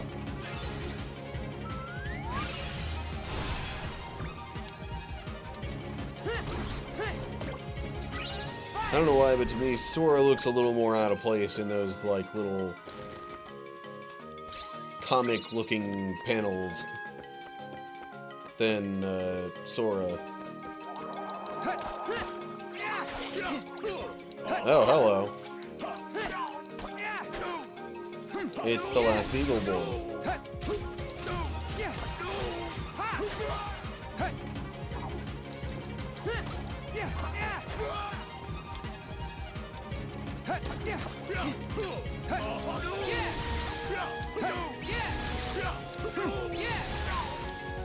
Yeah, go ahead. Just keep attacking me like this.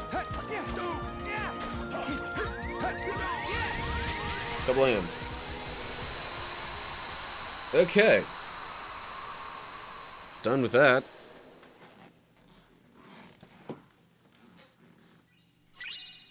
Stage gadget. Oh, yeah, that's right. Contraption used to control the opera stage equipment.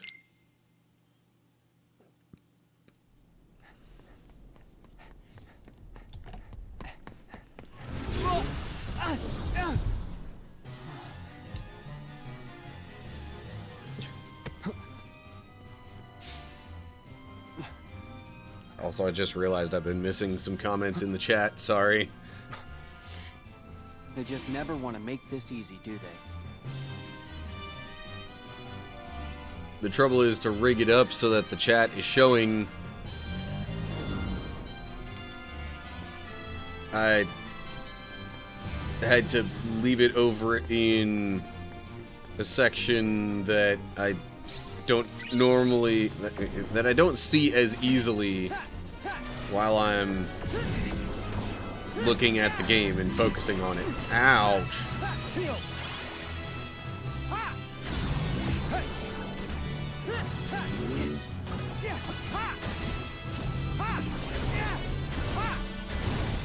At least the YouTube part of the chat. I mean, Twitch chat is pretty close to where I'm normally looking.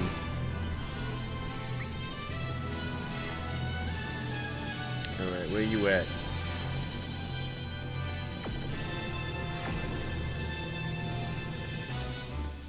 Well, while I'm looking around, treasure! Yeah. It is a Stigerceps recipe. Okay. Another thing to make a spirit.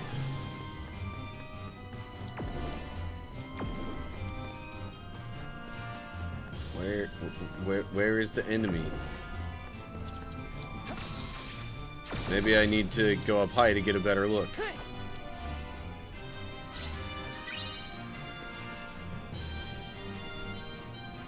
Or not? I don't know.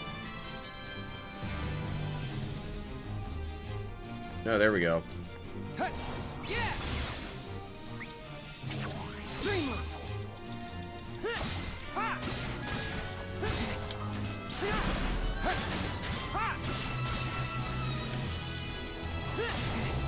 Oh, jeez.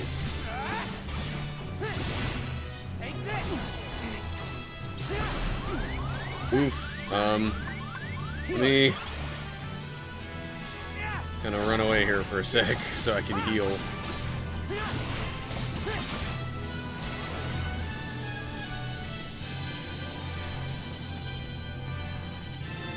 There you be. And of course, once I start really getting into my attacks, it just kind of goes, nope, I'm out of here. Okay, so I can't actually go up all that high in some sections of this.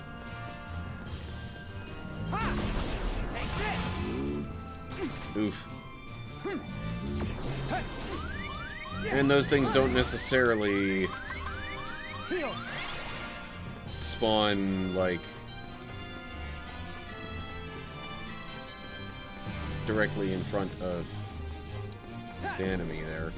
Ow.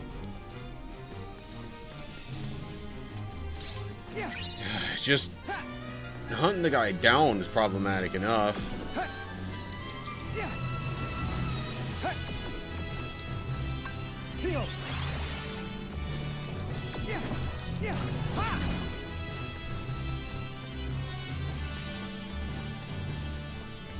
Well, this is more than just slightly annoying. If every single time I track him down, he disappears.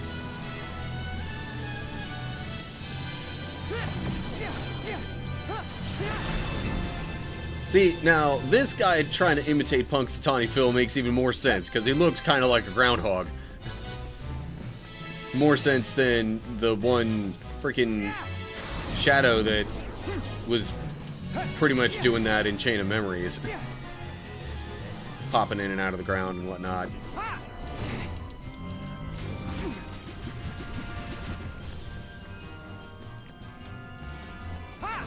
Okay. Done. Gotta get around for work now. Okay. Thanks for stopping by, Ninja Spaghetti. Apologies again if I missed some of your comments.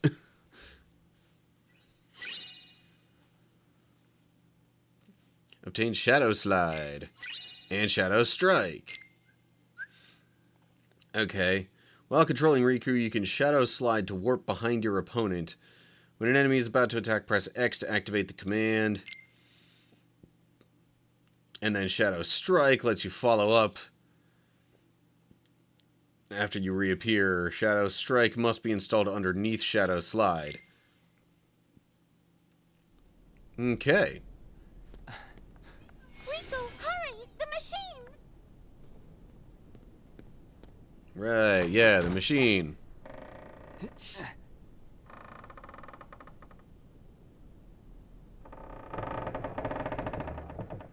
How do you like that?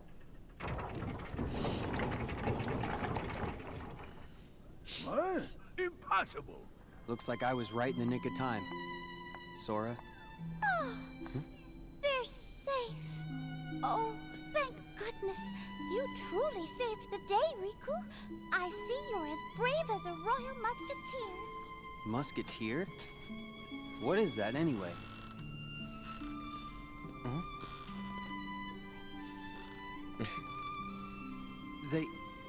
They actually say that? Of course. Every musketeer is taught those words.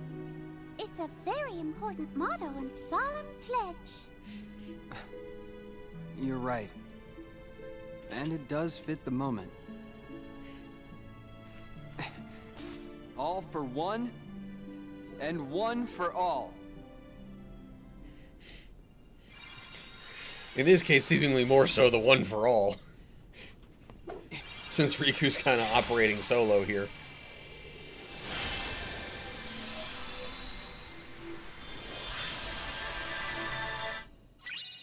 Oh, all for one. Keyblade that triggers fewer reality shifts but compensates with a boost in magic and more frequent critical hits. Okay, so that takes care of Riku's portion of that world. So I suppose we'll kick things off next time by hopping into this Symphony of Sorcery world here. I might want to make sure that I save first. Okay. That does it for one recording. And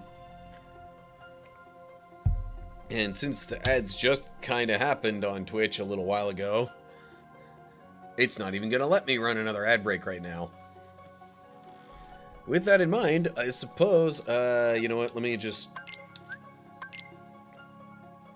check the command deck for some things, like, is it under here that I would install? Where do I put the Shadow Strike? Install on, or, okay, where do I put Shadow Slide?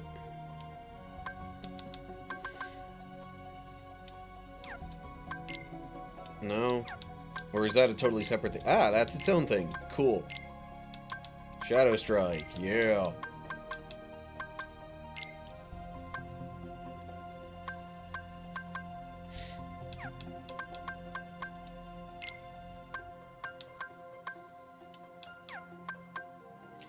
Okay, I guess those are fine now.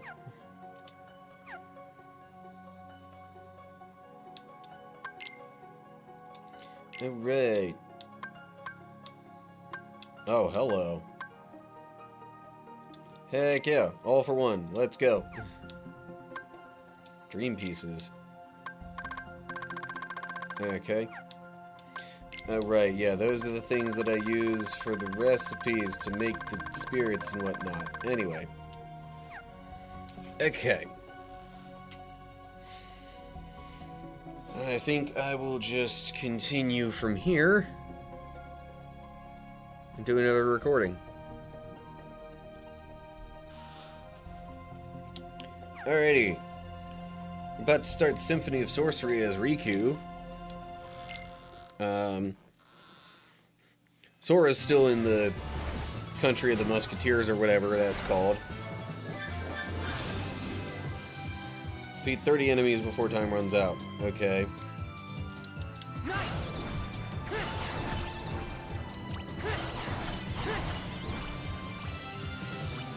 What is that? Ooh. Okay. Take this!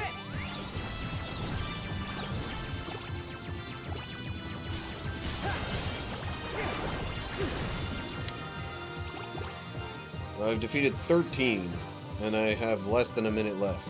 Great.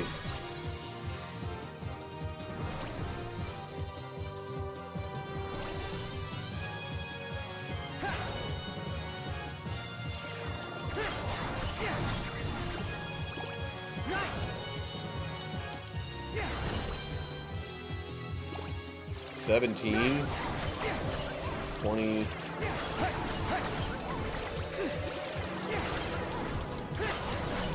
So this seems to be where the bulk of the enemies are showing up. Oh, but I missed one? Ugh. Why? Mega Flare. Double amp. Ring open. Okay. Oh. Okay, so now that I completed that objective, there's no more worry about a time limit. Okay. Cool. Ooh, got an A rank on that. Fleeting Fantasy.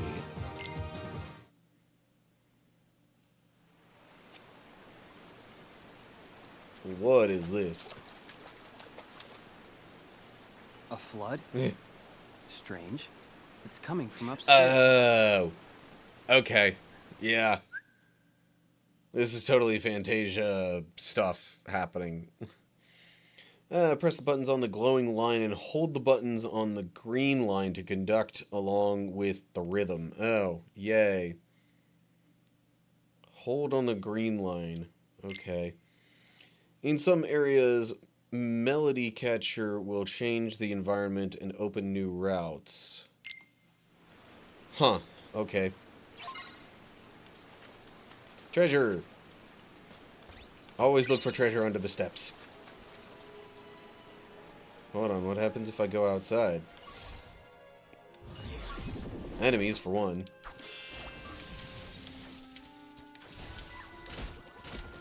I'm trying to do the thing like with the pandas, where I end up tossing them.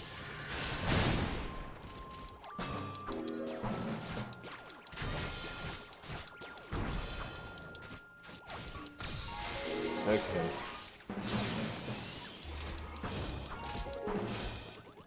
Sure does seem kind of quiet in this world out here.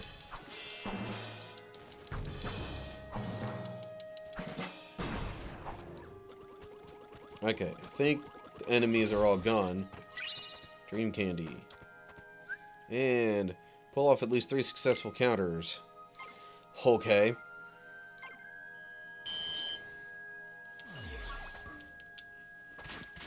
Really? There's one. Does that count as a counter? Yes, it does. Okay, cool. Now I can fight more like normal. Collision magnet. Oof, or not. Kira. Drain dive.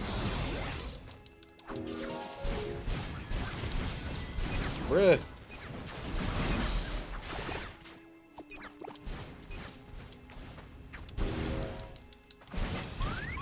Jeez-a-loo. Kira, again. Bruh. One freaking attack, basically, and I'm already low on health.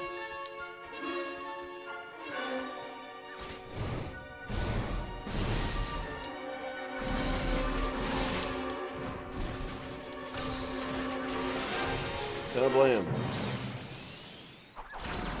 You guys are tough.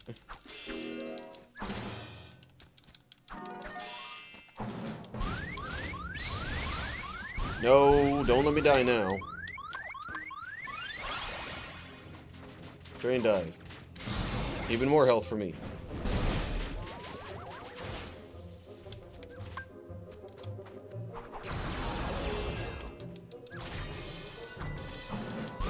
Really? Jeez. This dude.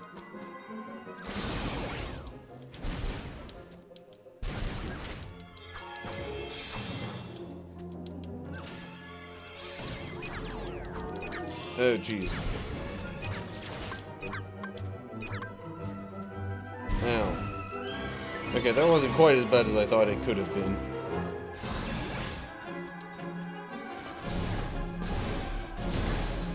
Seriously, this thing has so much health, or just defense, or something. I don't know what's going on with it, but holy cow, it's tough.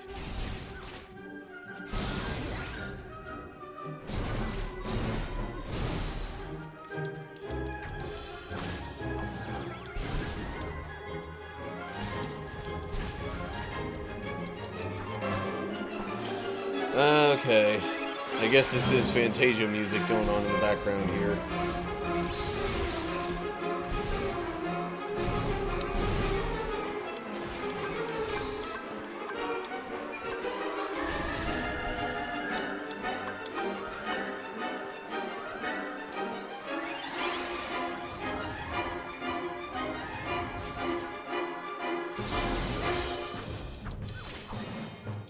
Yeah, otherwise this music doesn't necessarily fit what I would generally think of for, you know, just regular combat in a Kingdom Hearts game.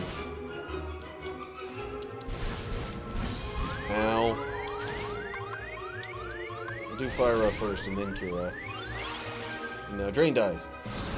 And Dark Break.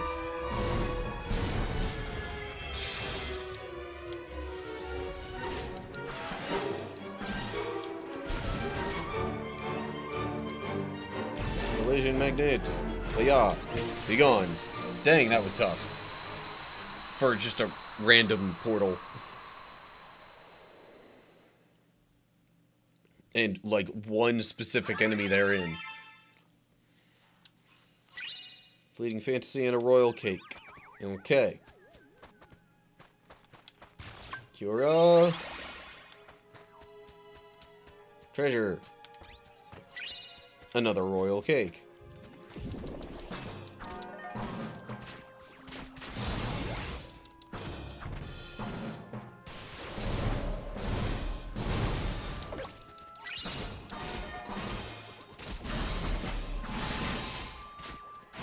This right here is going exceedingly well by comparison. Oh, jeez. That's... They don't exactly give you a whole lot of time to notice those before you have to press the buttons.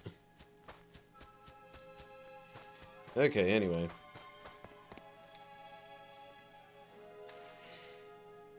Up the stairs we go now.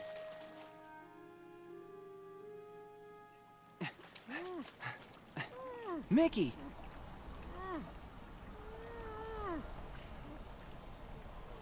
It's this musical score. It has him trapped.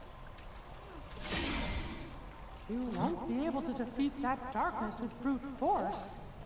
I'm Mickey, the sorcerer's apprentice. Who are you? Riku! If brute force won't work, tell me what will. Do you really mean you're gonna try and help me? Yes. Gosh, Riku. Something tells me you and I are gonna be good friends. Yeah, And we'll help each other out. you already in lots of are, you ways. just don't realize it.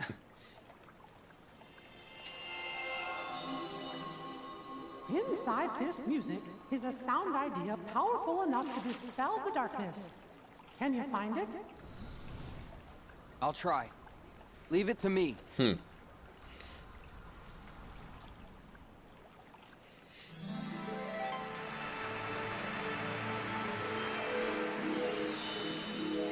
Symphony of Sorcery. Flashback, a magical mishap.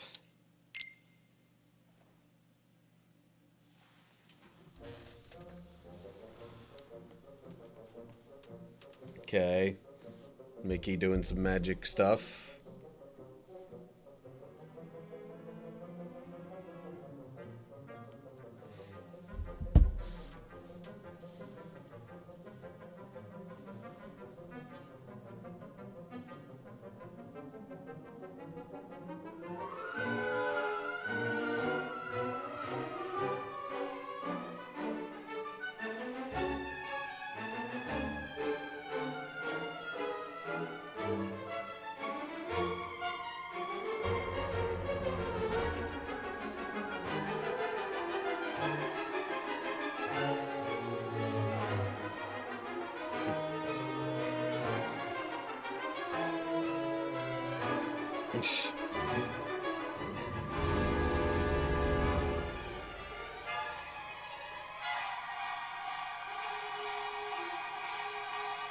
So we got them to start filling up buckets with water to, like, probably help with mopping up the floor. But it turned out that he fell asleep partway through and they flooded the place. Okay. Oh, yeah. New stuff to buy here, maybe. I already have a sonic impact and a wake-up block. Oh, hello. Yeah, let me go ahead and get some recipes first.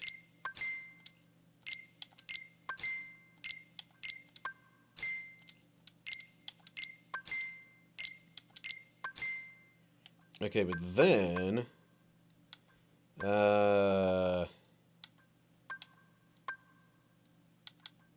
Okay, I already have aerial recovery, got sliding sidewinder, and sliding crescent, so makes the most sense to me to buy payback raid and payback blast. Counterattacks you can use after an enemy's attack sends you flying. After you are sent flying, press X to strike back. Okay. Riku gets payback blast more specifically.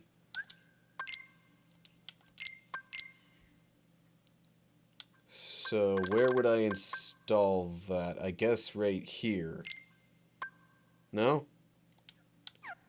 Oh, or...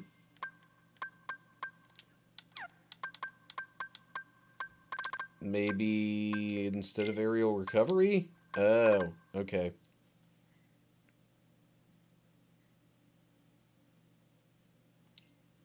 Bit annoying that that's an instead rather than an also sort of thing.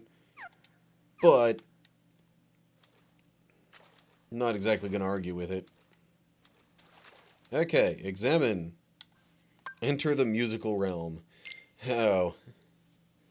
I'm like, is this going to end up being rhythm, minigame kind of thing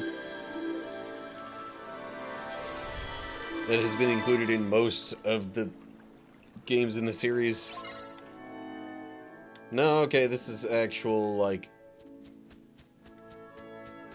this is actually another realm here.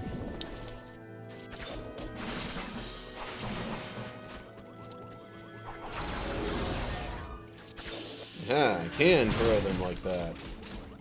Goody. Ooh. Reality shift. Here we go. Okay.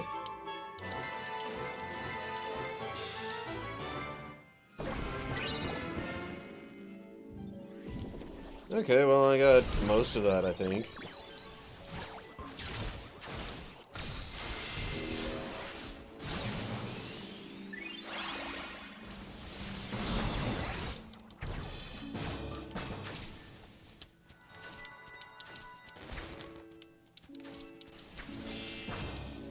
But it does seem like, for the most part, this area is rather quiet.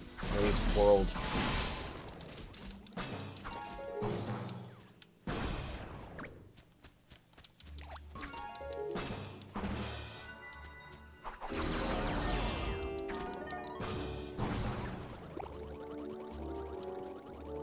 It kind of builds up a bit more, almost like an operatic score would.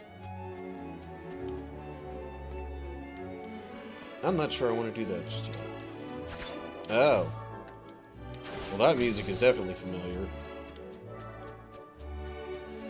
I forget what it's called, but it's a pretty well-known piece.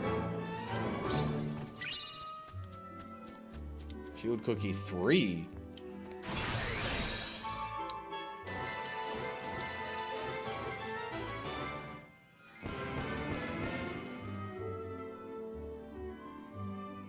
Okay. And now we have these flowers available upon which to jump. And then get up to another section. Doggone it.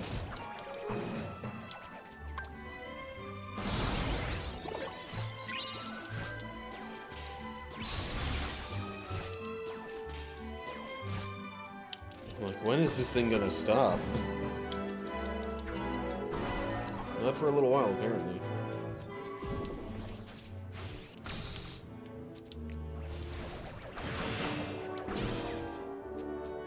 Jeez, dude. Guy went absolutely flying. Confetti Candy 3.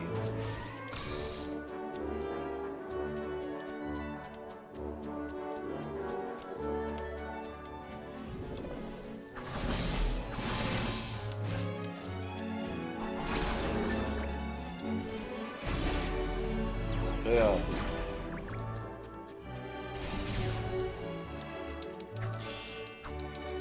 Oh, geez, really? These dudes can use stop on me? Ugh, that could get annoying. Like, really annoying.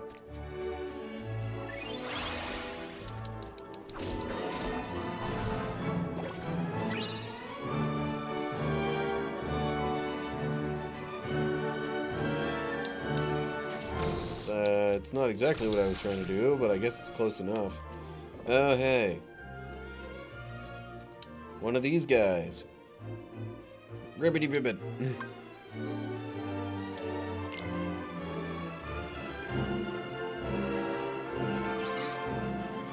Take out the Dream Eaters, no kidding.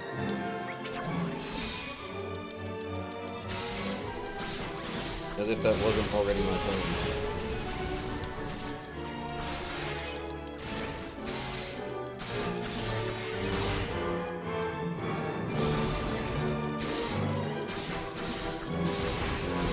Dang.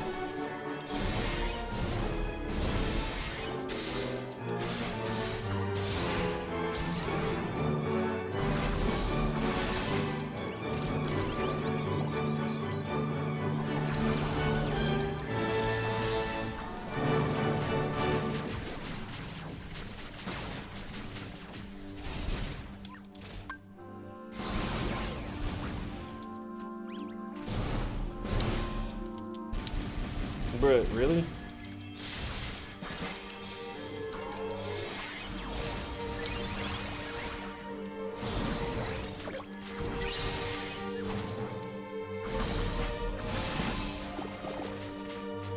At least it's giving me a bunch of experience and stuff.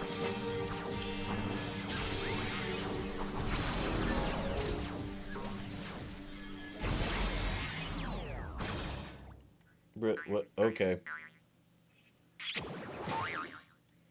And then just poof. He's gone. Okay, well, anyway. I imagine I'm supposed to go up here now.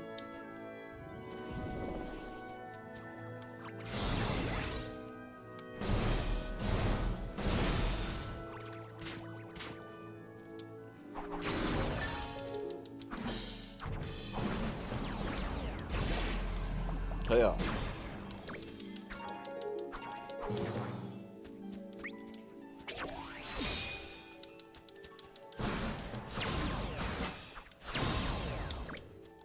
It's probably entirely unnecessary, but whatever. Doing the whole shining hammer thing, I mean.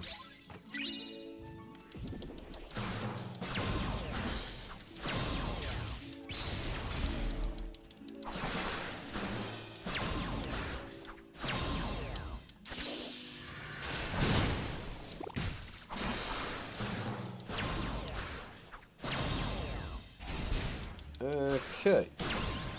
Those enemies are gone.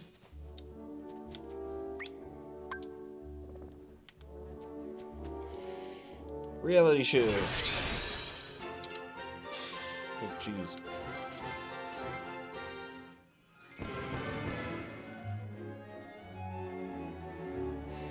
I don't know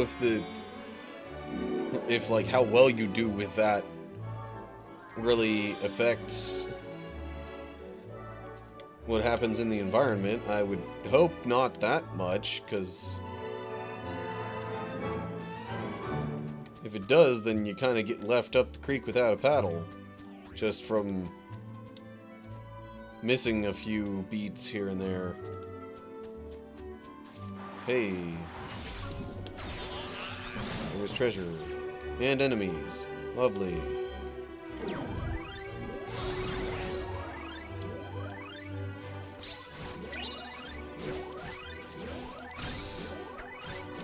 Oh my gosh, this dude is being so annoying.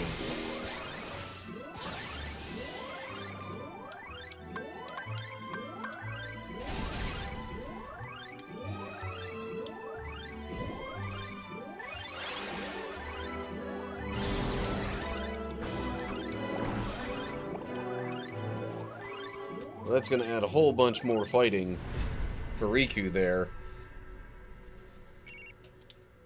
But for now, magnet spiral. Use magnetic force to pull in nearby enemies, then send them all flying with a spin attack. Maybe. I definitely want the drop decelerator. I guess I'll take that. And then I've got 100 left. So, defense gain, attack gain, magic gain, and spirit auto life. Yeah. Okay, confirm. Yeesh. Okay. So for Sora's part now. Right. We're trying to rescue Mickey. And I actually need to go this way for that.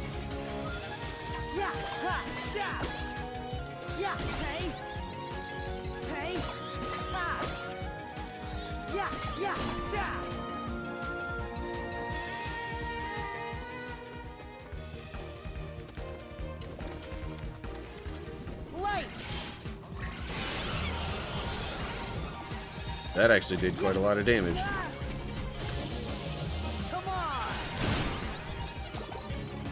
Kablam.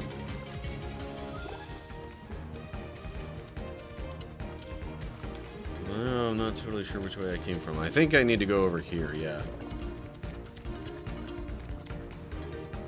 Oh. Take out the dream meters. Use the fountains to get a boost. Okay.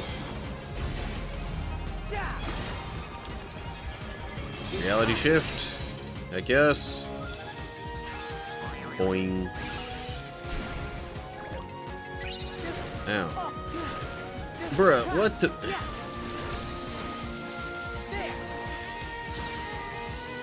Got like a freaking homing attack. Oh, come on! It's gonna get me stuck in the freaking corner, unable to do anything.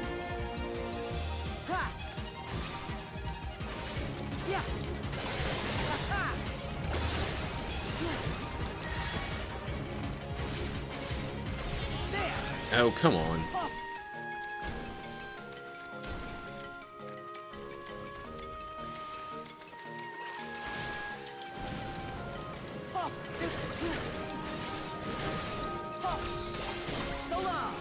Good golly, these ones up top are super annoying. Okay. It wouldn't let me use Time Storm. Okay, he's gone. For sure. Oh, so it just spawned a new one. Actually, a set of new ones. Fun.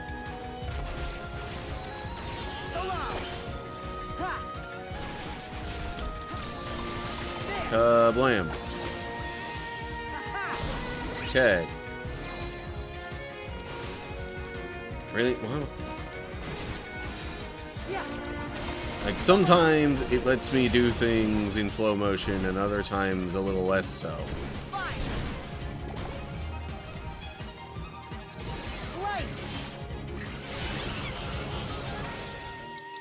Well, that did a lot. I want to go this way, please and thank you.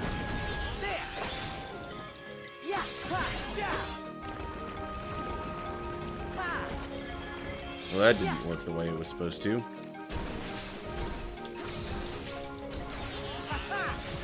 Okay, I wasn't sure if that hit for a second.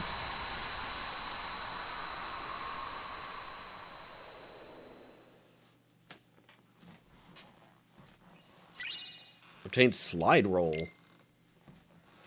Interesting.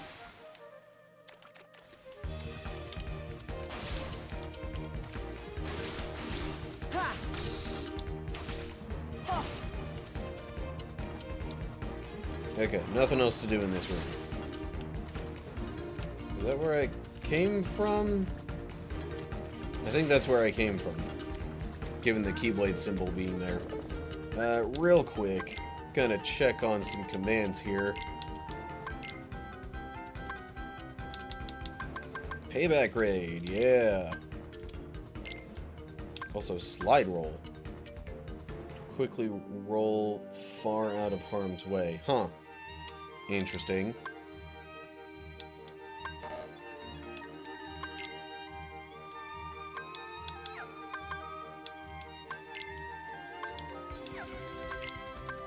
Nope, okay. Just double checking that I got all these commands, especially set the way that I want them.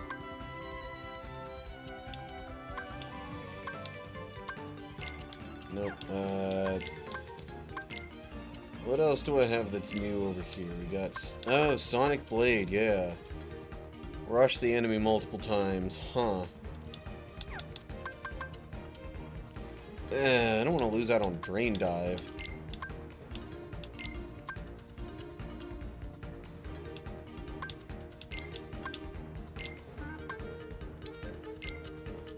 Oof. Now I've only given myself 4 commands here. Is there anything else that I...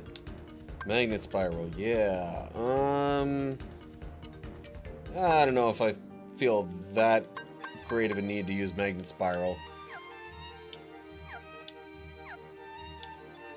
Compared to Sparka and Sonic Blade. Also, well, you're pretty much ready to go, so swap you out.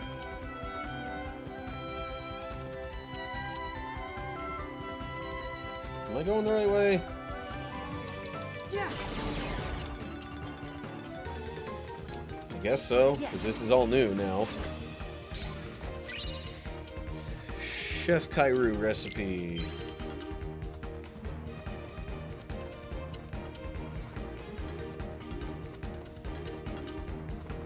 Examine. Climb down. Okay. Story stuff? Yeah.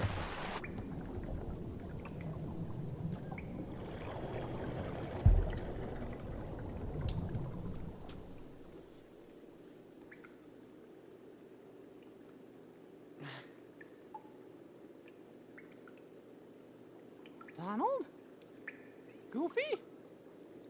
You too, Sora? You came back! Come on, man! We gotta save the princess! Aw, fellas. We're not even real musketeers. Wrong. You are real musketeers, and don't let anybody else tell you you're not. It doesn't matter what you wear. Only what kind of heart it is that beats inside of you. You know what? You're right, pals. When the bunch of us stick together, we can accomplish anything. Pete said he was headed for the Opera House, and that's where we'll find Her Majesty. Come on, Musketeers. We've got a princess to rescue.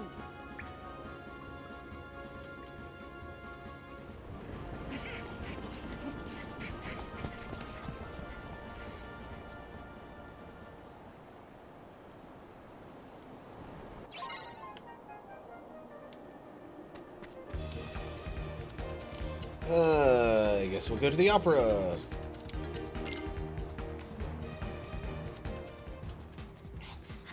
I gotta say, they have to keep reminding themselves they can do anything when they stick together Hey, over quite a there. bit. Oi, those nitwits! The boss is gonna be mad. I mean,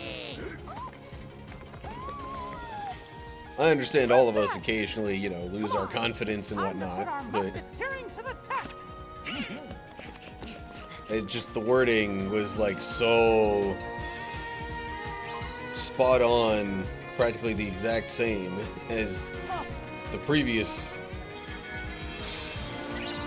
time they were talking about, something like that. Let's go.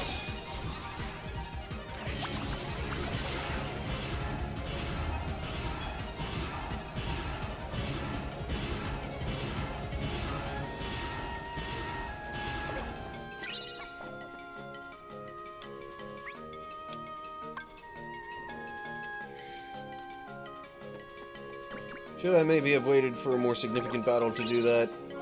Maybe. But you know what?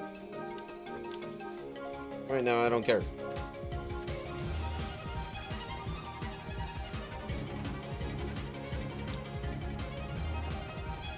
I have realized over the years that I have very much have a habit of playing, like, really conservatively.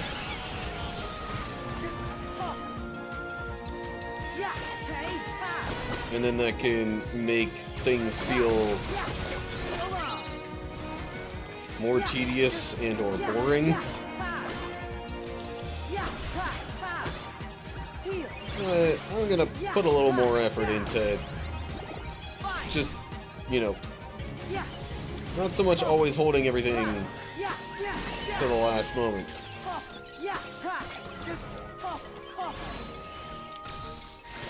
Huh.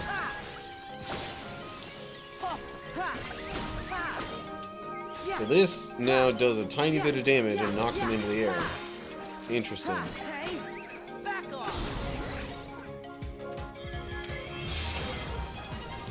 Really?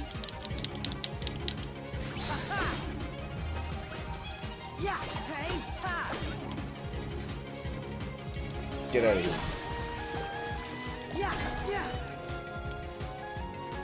Okay. Portal time.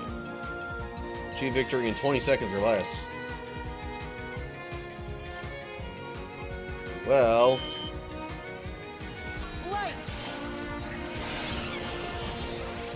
like, if it lets me do some of this stuff right off the bat. Alright.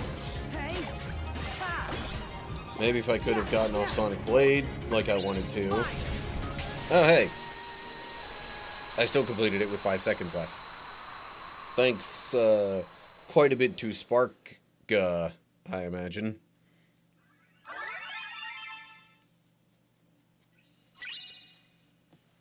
Fleeting Fantasy and a Confetti Candy 2.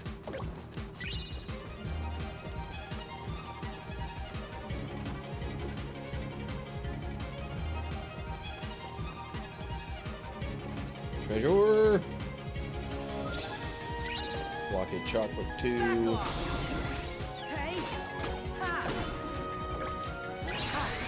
Reality Shift.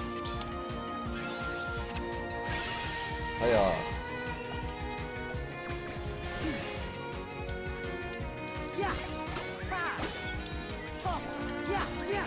So the thing is, with the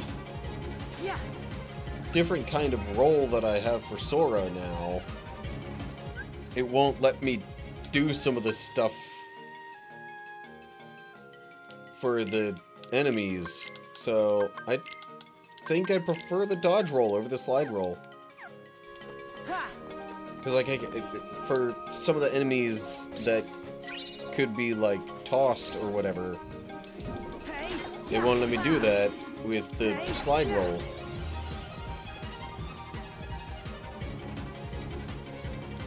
Okay, here we go. Inside the Opera House.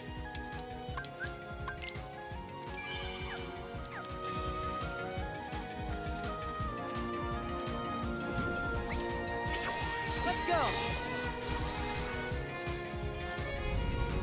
Now, did I really need to use a full-on combat against these guys? Probably not. But you know what? Whatever. It's fun.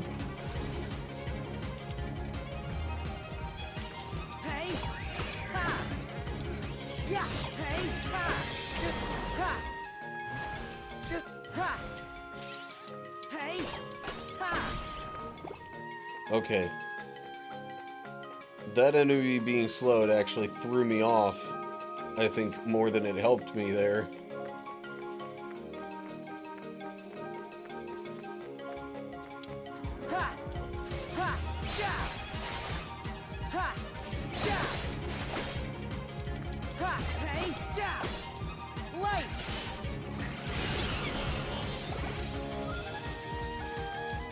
Yeah, probably didn't need to use that, but oh well. Sonic Blade. Dang.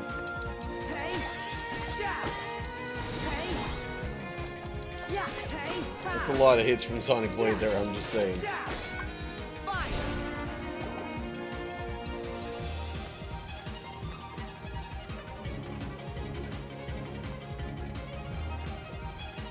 Treasure.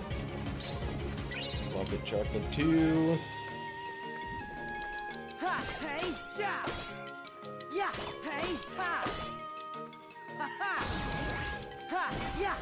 Okay. Now I seem to remember there's a portal here. That's a friendship portal. Okay. Cool. Tell you what. Let's see what these two can do. Trinity limit. Together.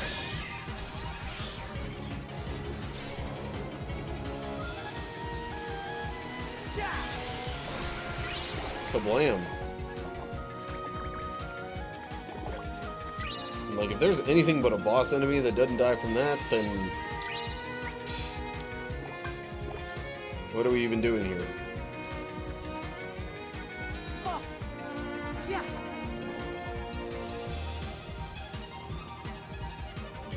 And okay. The jig is up, Pete! Yeah, it's 3 against 1 now.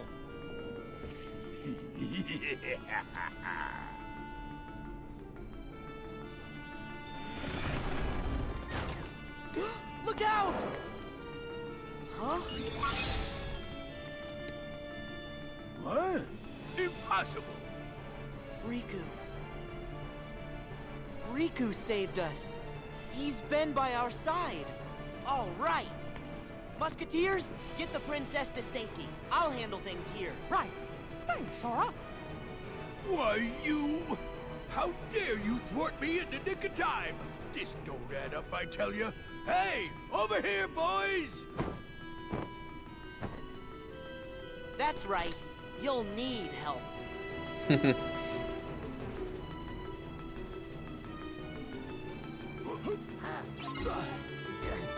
Feed Pete and the Beagle Boys. Light!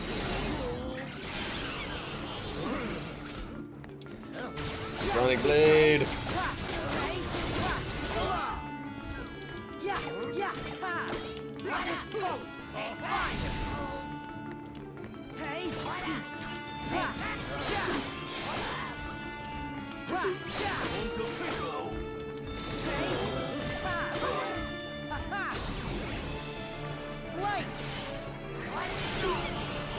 Oh yeah. Ooh, reality shift. Sweet. Oh yeah, had to do it with both sticks there. Oh, and that's probably how I damage Pete.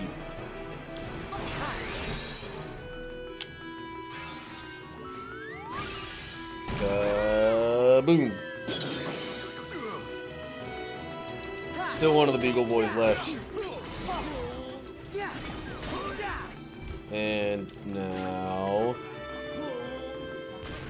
reality shift on that one, and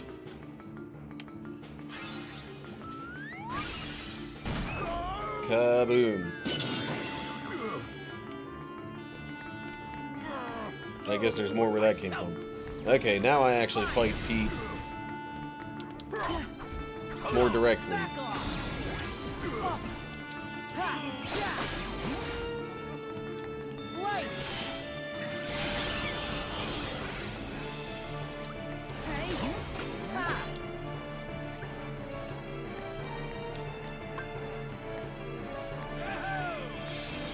What is this?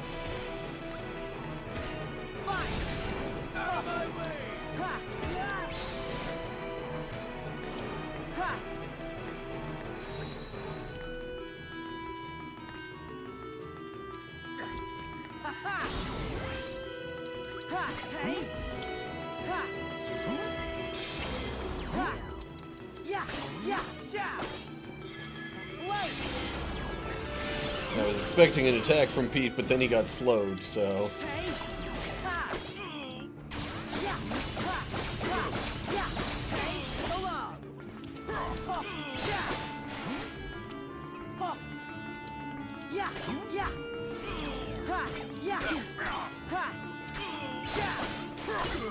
This really is not going bad at all. Maybe there was a chance of it being more difficult than this. Now.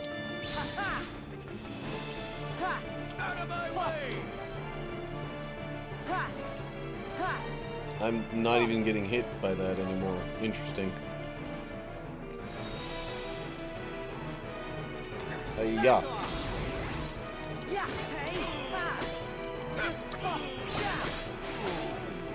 And, ooh, reality shift on Pete now.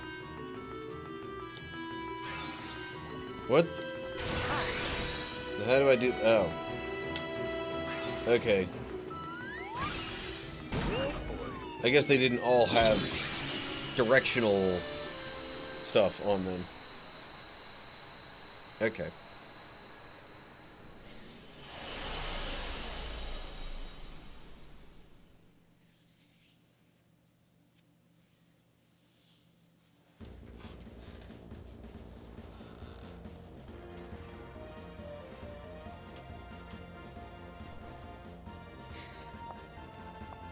In gratitude for being so brave and saving us all, I hereby officially dub thee Royal Musketeers. Thank you all. We did it! Fellas? All for one, and one for all! And okay, a little bit more. I figure we're about to leave this All world. for one, and one for all.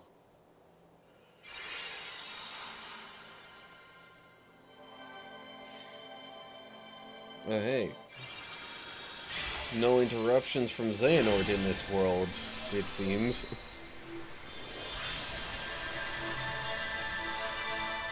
Unless that happened really early on and I just don't remember it. Oh, hello.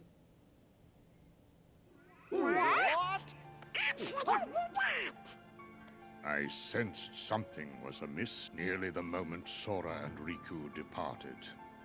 Xehanort must have known what we were attempting before we even began. But you do know where they are. You must understand, this examination is in no way how the mark of mastery is usually found. However, in light of what they must do next, it was a necessity. If Sora and Riku complete their test, by finding the 7 doors corresponding to the 7 pure lights, they will return home with a new power. At that point, they will both be true masters. However, the dangers make this more trial than test. But are they safe right now? Considering their ability, I would like to believe that they are. However, all my attempts to locate Sora and Riku end questionably. Xehanort is a devious tactician. There is nothing we can do that he will not, to some extent, be able to predict. So? As you can see, the organization's members are complete people again. Xehanort will be no different. We cannot afford another moment's hesitation. We must consider any strategy to outwit Xehanort and catch him off guard. I must warn you again. The road will not be easy. Fine. let's jump right in.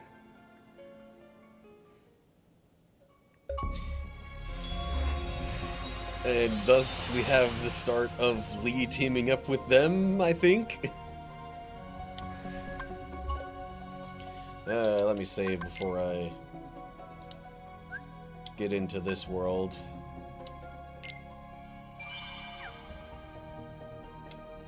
But I still got a little time.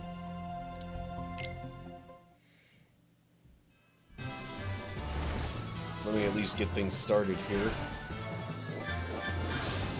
Okay. Rack up 900 prize points before the time runs out. Here we go.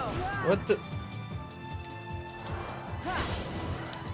Okay, maybe it was just because of the range at which I was attempting to, you know, do the one thing.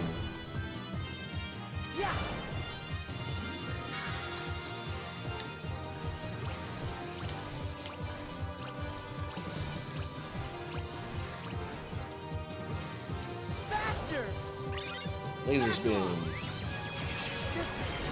Whatever that does.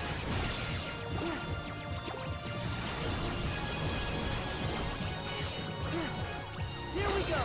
Ha. Here we go. Yeah. Well, food.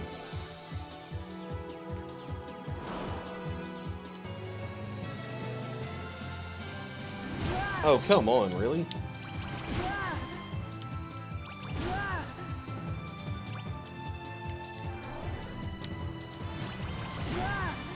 Oof, that's tough. Okay, but the ring's open. I got what I need. I'm gonna go toward the outside of this now.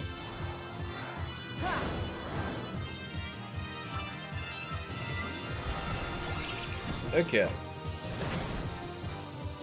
I got a B. Alright.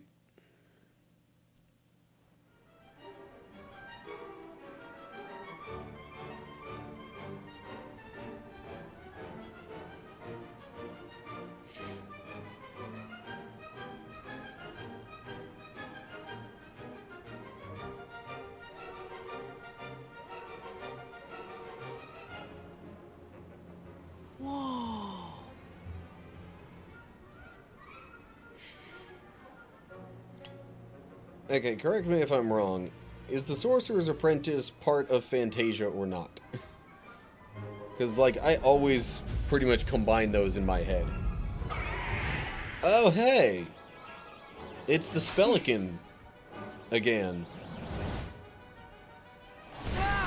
You know. Basically the Summoner Dream Eater. Is this... Am I back at Master Yensid's tower? Something seems Or is off. this just a dream? Oh, right, yeah. King Mickey!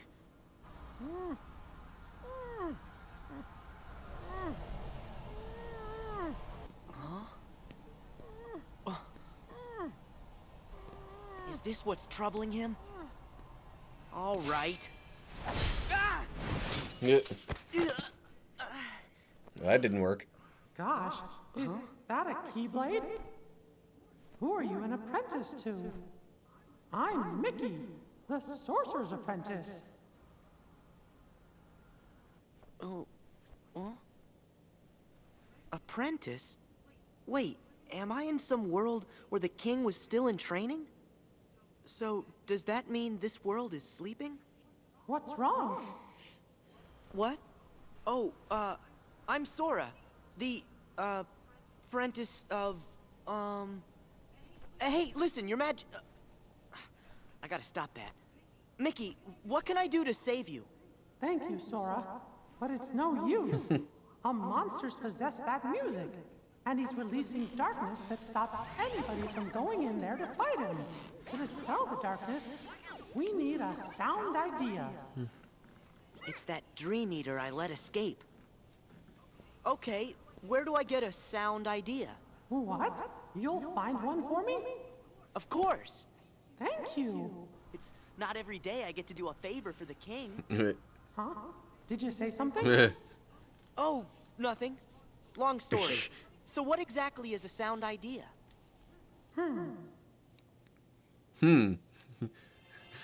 That is almost like, oh, good question. Should be a power that can sweep away any darkness. But you gotta be careful. In between those clefs and notes are monsters. Not as strong as the big one, but still pretty strong. Got it.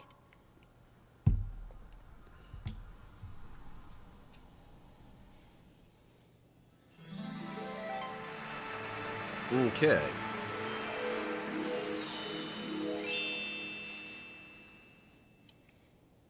Bit more succinct of an introduction. Oh, but okay.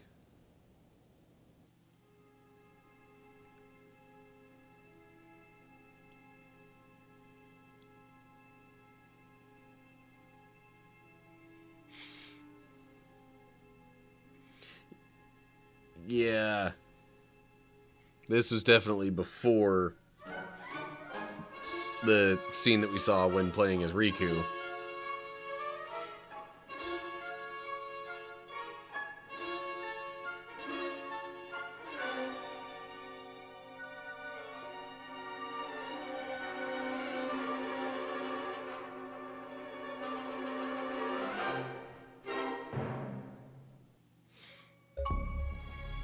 Okay, and that's all we get there. I'm gonna save real quick. Oh, it keeps track of how many drops you've taken? Interesting.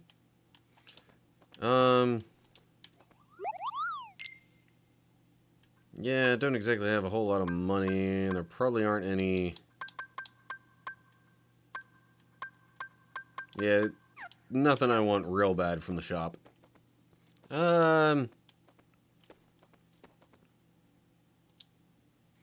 I could head just a little ways in here.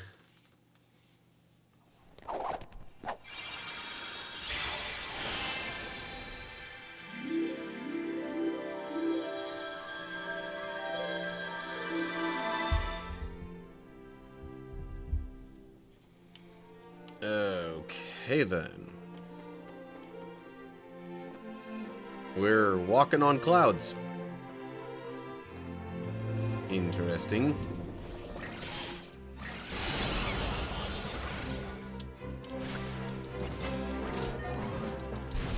Ow. Oh, doggone it. Holy cow.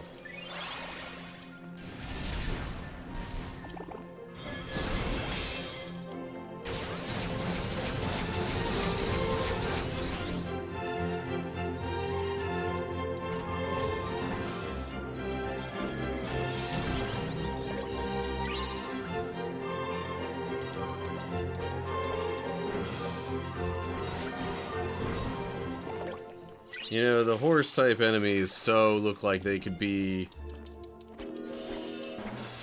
like, I don't know. To me, they look like they could maybe be from, like, a freaking My Little Pony type series or something.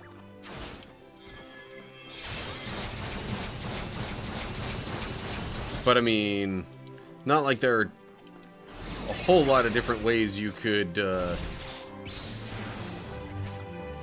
you know, make horses look.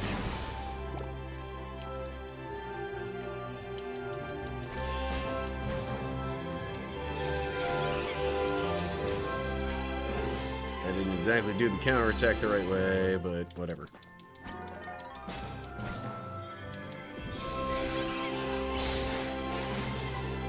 Ooh, reality shift. Okay.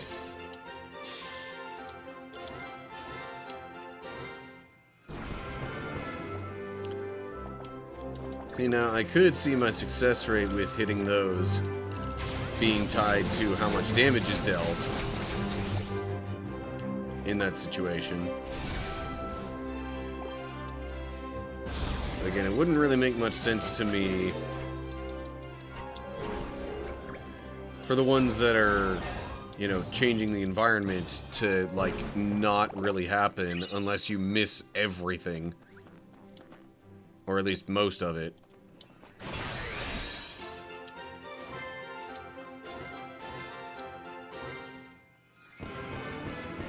Also, I have yet to see a green one. I suppose that comes later.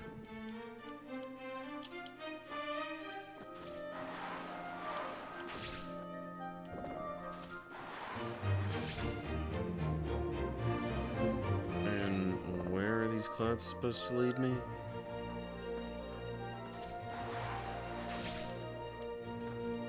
I mean, okay, this one at least has a treasure right here.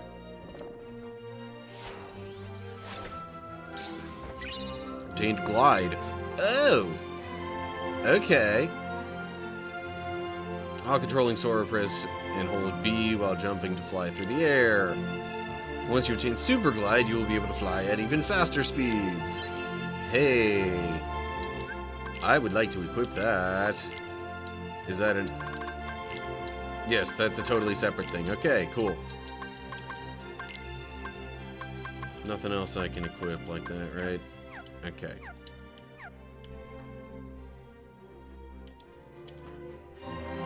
Whee!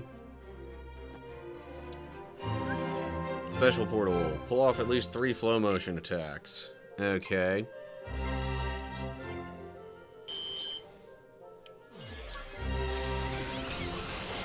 There's one. Ow.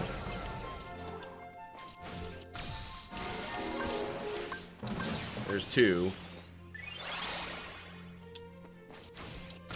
3.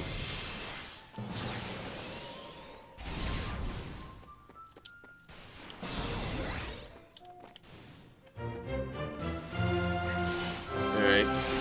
Y'all are using Spark a bunch. I'll use it too. Fight Spark with Spark.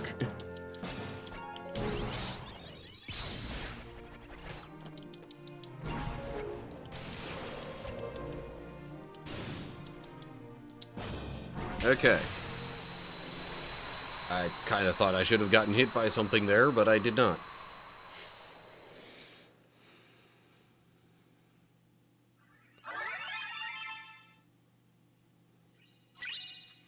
Savage Fantasy and Candy Goggles. Also, Pegaslick recipe. Okay. And now we are over here. Oh, hang on. Could I glide all the way over? Yes, I can. Haha.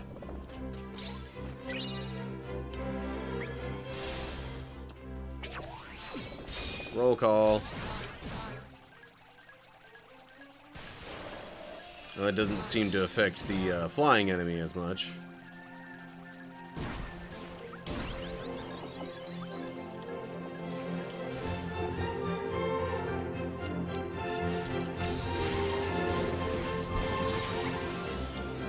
Flamethrower.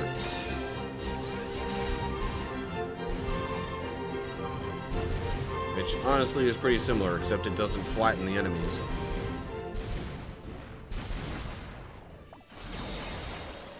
Yep, hang on a sec. Got a Hydrate Redemption from Midwest Dungeon Delvers. Also, hello. Hope you're doing well. Welcome to the stream. Thanks for looking out for me. There we go. I'm usually pretty good about remembering to drink water. Ever since I guess was, I don't know, about 5 or 6 years ago at this point. Went to a concert and through various food and drink choices or lack thereof throughout the day, pretty sure I wound up getting dehydrated and passing out from it.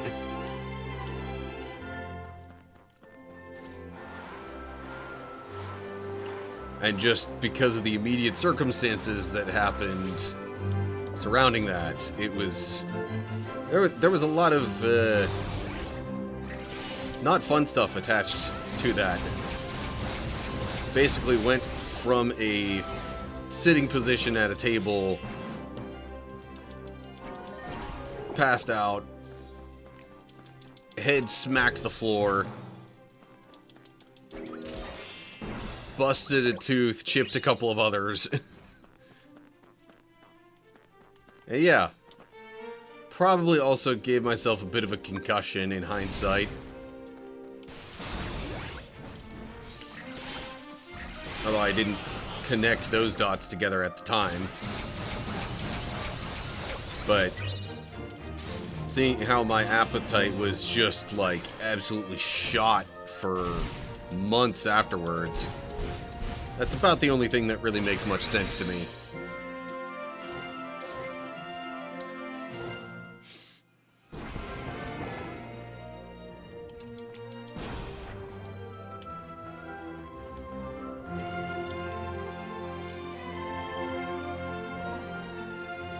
Okay, now how might I get there?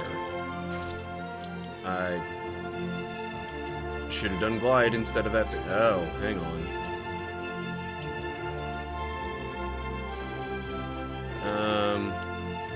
Oh, wait, duh. I can just slow motion my way up there.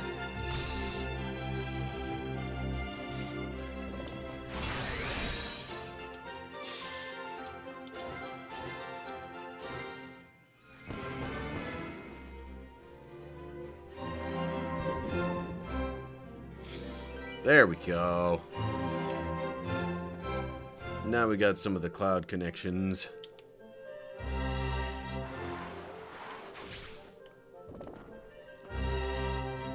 Okay, random hole in that one.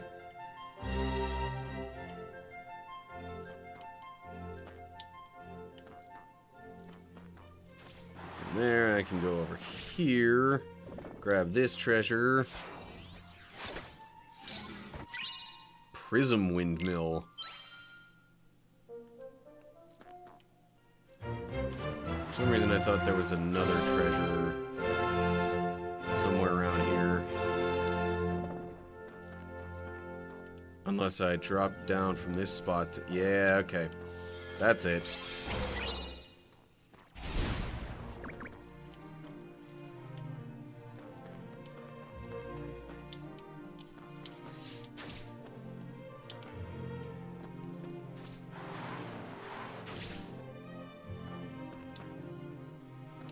Alright, well, I'm just gonna move along.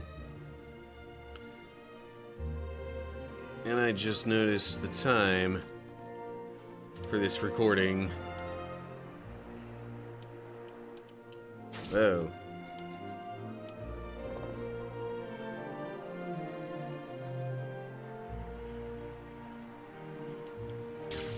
Whoa. Okay. Where exactly am I supposed to be going from here?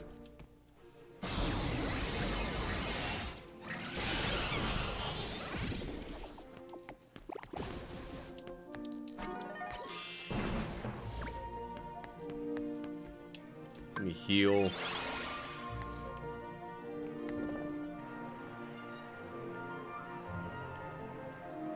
Oh, I can go way up high like this as long as I don't hit any of the storm clouds.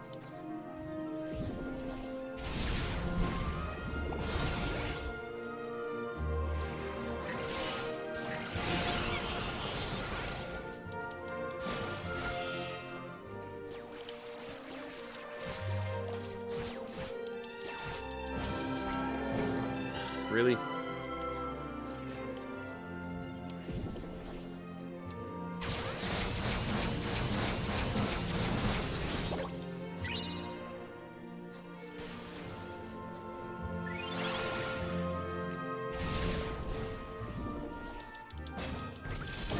Okay. I think that takes care of the enemies. Alright. Oh, jeez. Okay. Finally saw the thing it mentioned where I'm supposed to hold the button down. Didn't even realize that's what it was, though.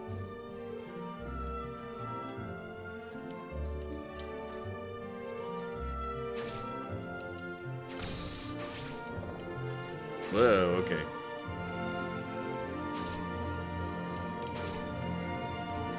Alright, so we've got a few currents around that can shoot me on upward, but I don't want to necessarily miss everything going on the ground level either.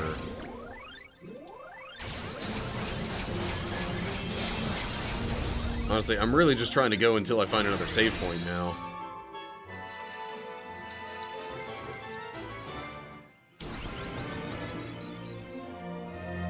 I totally didn't even realize it had started moving along the line there when it got to the first button that I was supposed to press.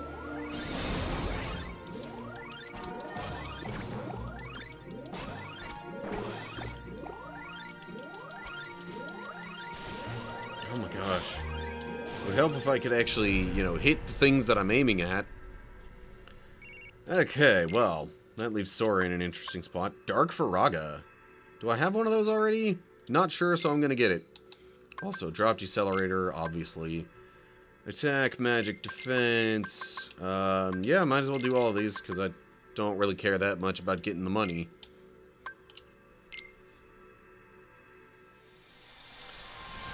Alright.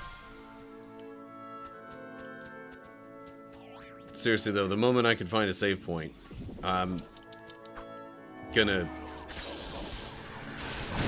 end this particular recording. Because it has been over an hour at this point.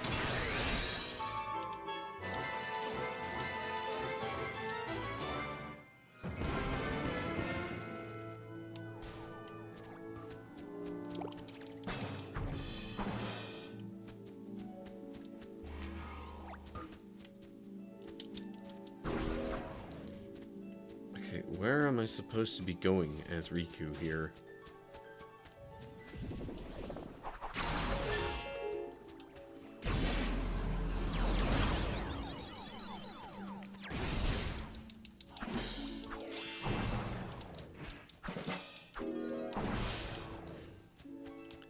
It's been a little while, so I am not even sure which way I'm supposed to go. Okay. So I remember going up here. Oh, and then there was that stuff. And yeah, okay. I just tried to look around a little bit because of things opening up like that.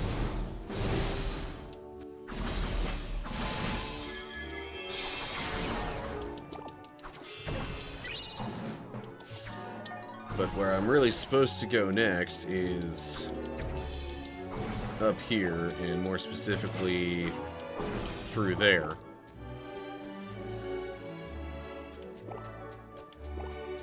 Okay, well, then let's head that way. And wouldn't you know it, save point. Okay. Yeah, I think that's enough for one episode. I guess we'll continue on with this stuff next time. First as Riku and then as Sora. But, before I completely stop the stream and wrap things up today, I'm a little curious about some of this other stuff. Okay, Prism Windmill. Spin the Keyblade like a windmill as you rush the enemy, landing multiple hits. Okay. It's probably a lot like Time Storm.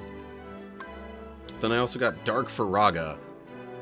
Launch a ball of dark fire towards enemies that splits apart and ignites some foes. I think I might replace Fyra with that.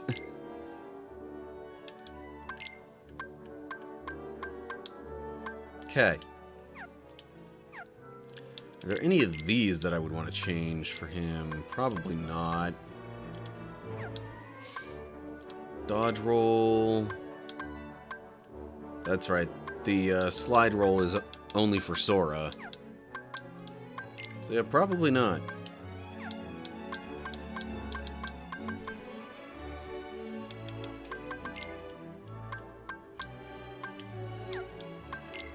Nope. Okay.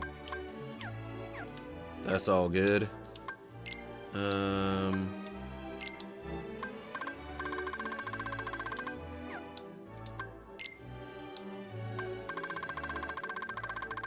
yeah, if there was a Moogle right... Well, I guess having a Moogle around doesn't really affect whether or not I can utilize those recipes. I just go into the spirits menu. Create. Forecast bonus, rank up. Okay. Any of these that I have not already made that I can, I am going to do so.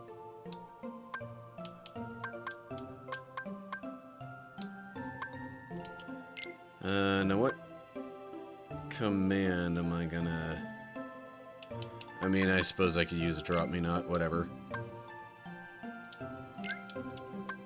Create.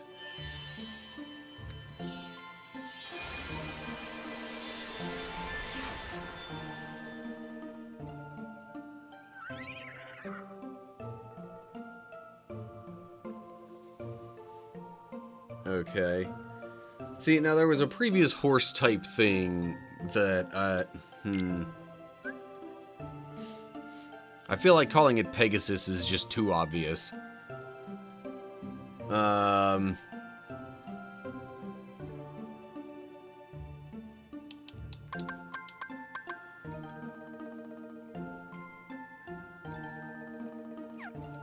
I'm like, what other... Trying to think of another, like, well-known, especially fictional horse, maybe. I guess it doesn't have to be fictional. But a lot of the, like, real-world well-known horses are, like, you know, race horses, and those ones tend to have pretty long names that they're known by. Like, I don't think American Pharaoh would fit in here.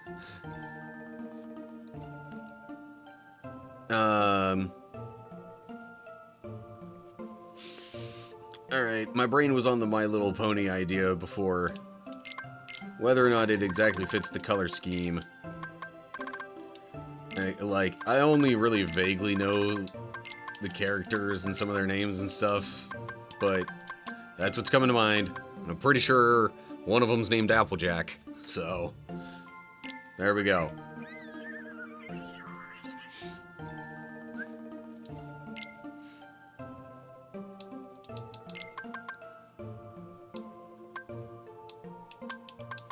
There's a bunch of these that I have not yet made and still cannot. Like, in fact, practically all the others. Oh, that's the one that I called Ponyta, because it looked a bit like a seahorse, but like a fiery one, given the blaze part of it.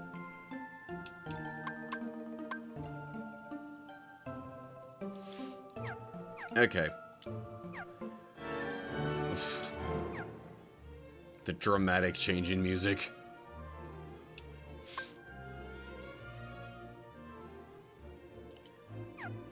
Alright. I'm gonna save this again. And then I think that'll do it for today's stream. Alright, let me do this so the music isn't blaring the whole time. Alright, so... Thanks for joining me, everybody. I hope you liked the stream. Stay tuned for more in the upcoming weeks. Pretty much Fridays and Saturdays seem to be my main streaming days. Even when I get my own, you know, separate apartment, I might change the timing of my streams, like, you know, the hours when I do them.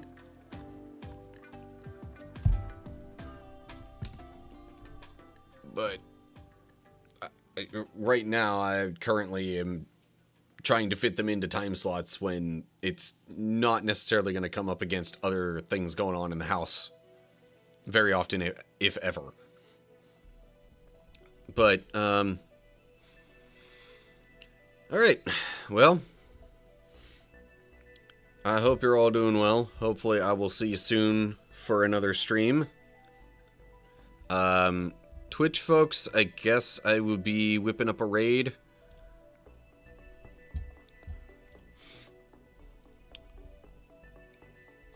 YouTube, I don't have that kind of capability yet. So, yeah.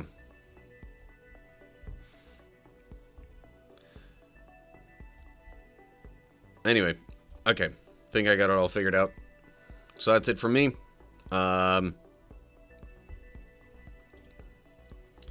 So until the next time I see y'all, stay cool, everybody.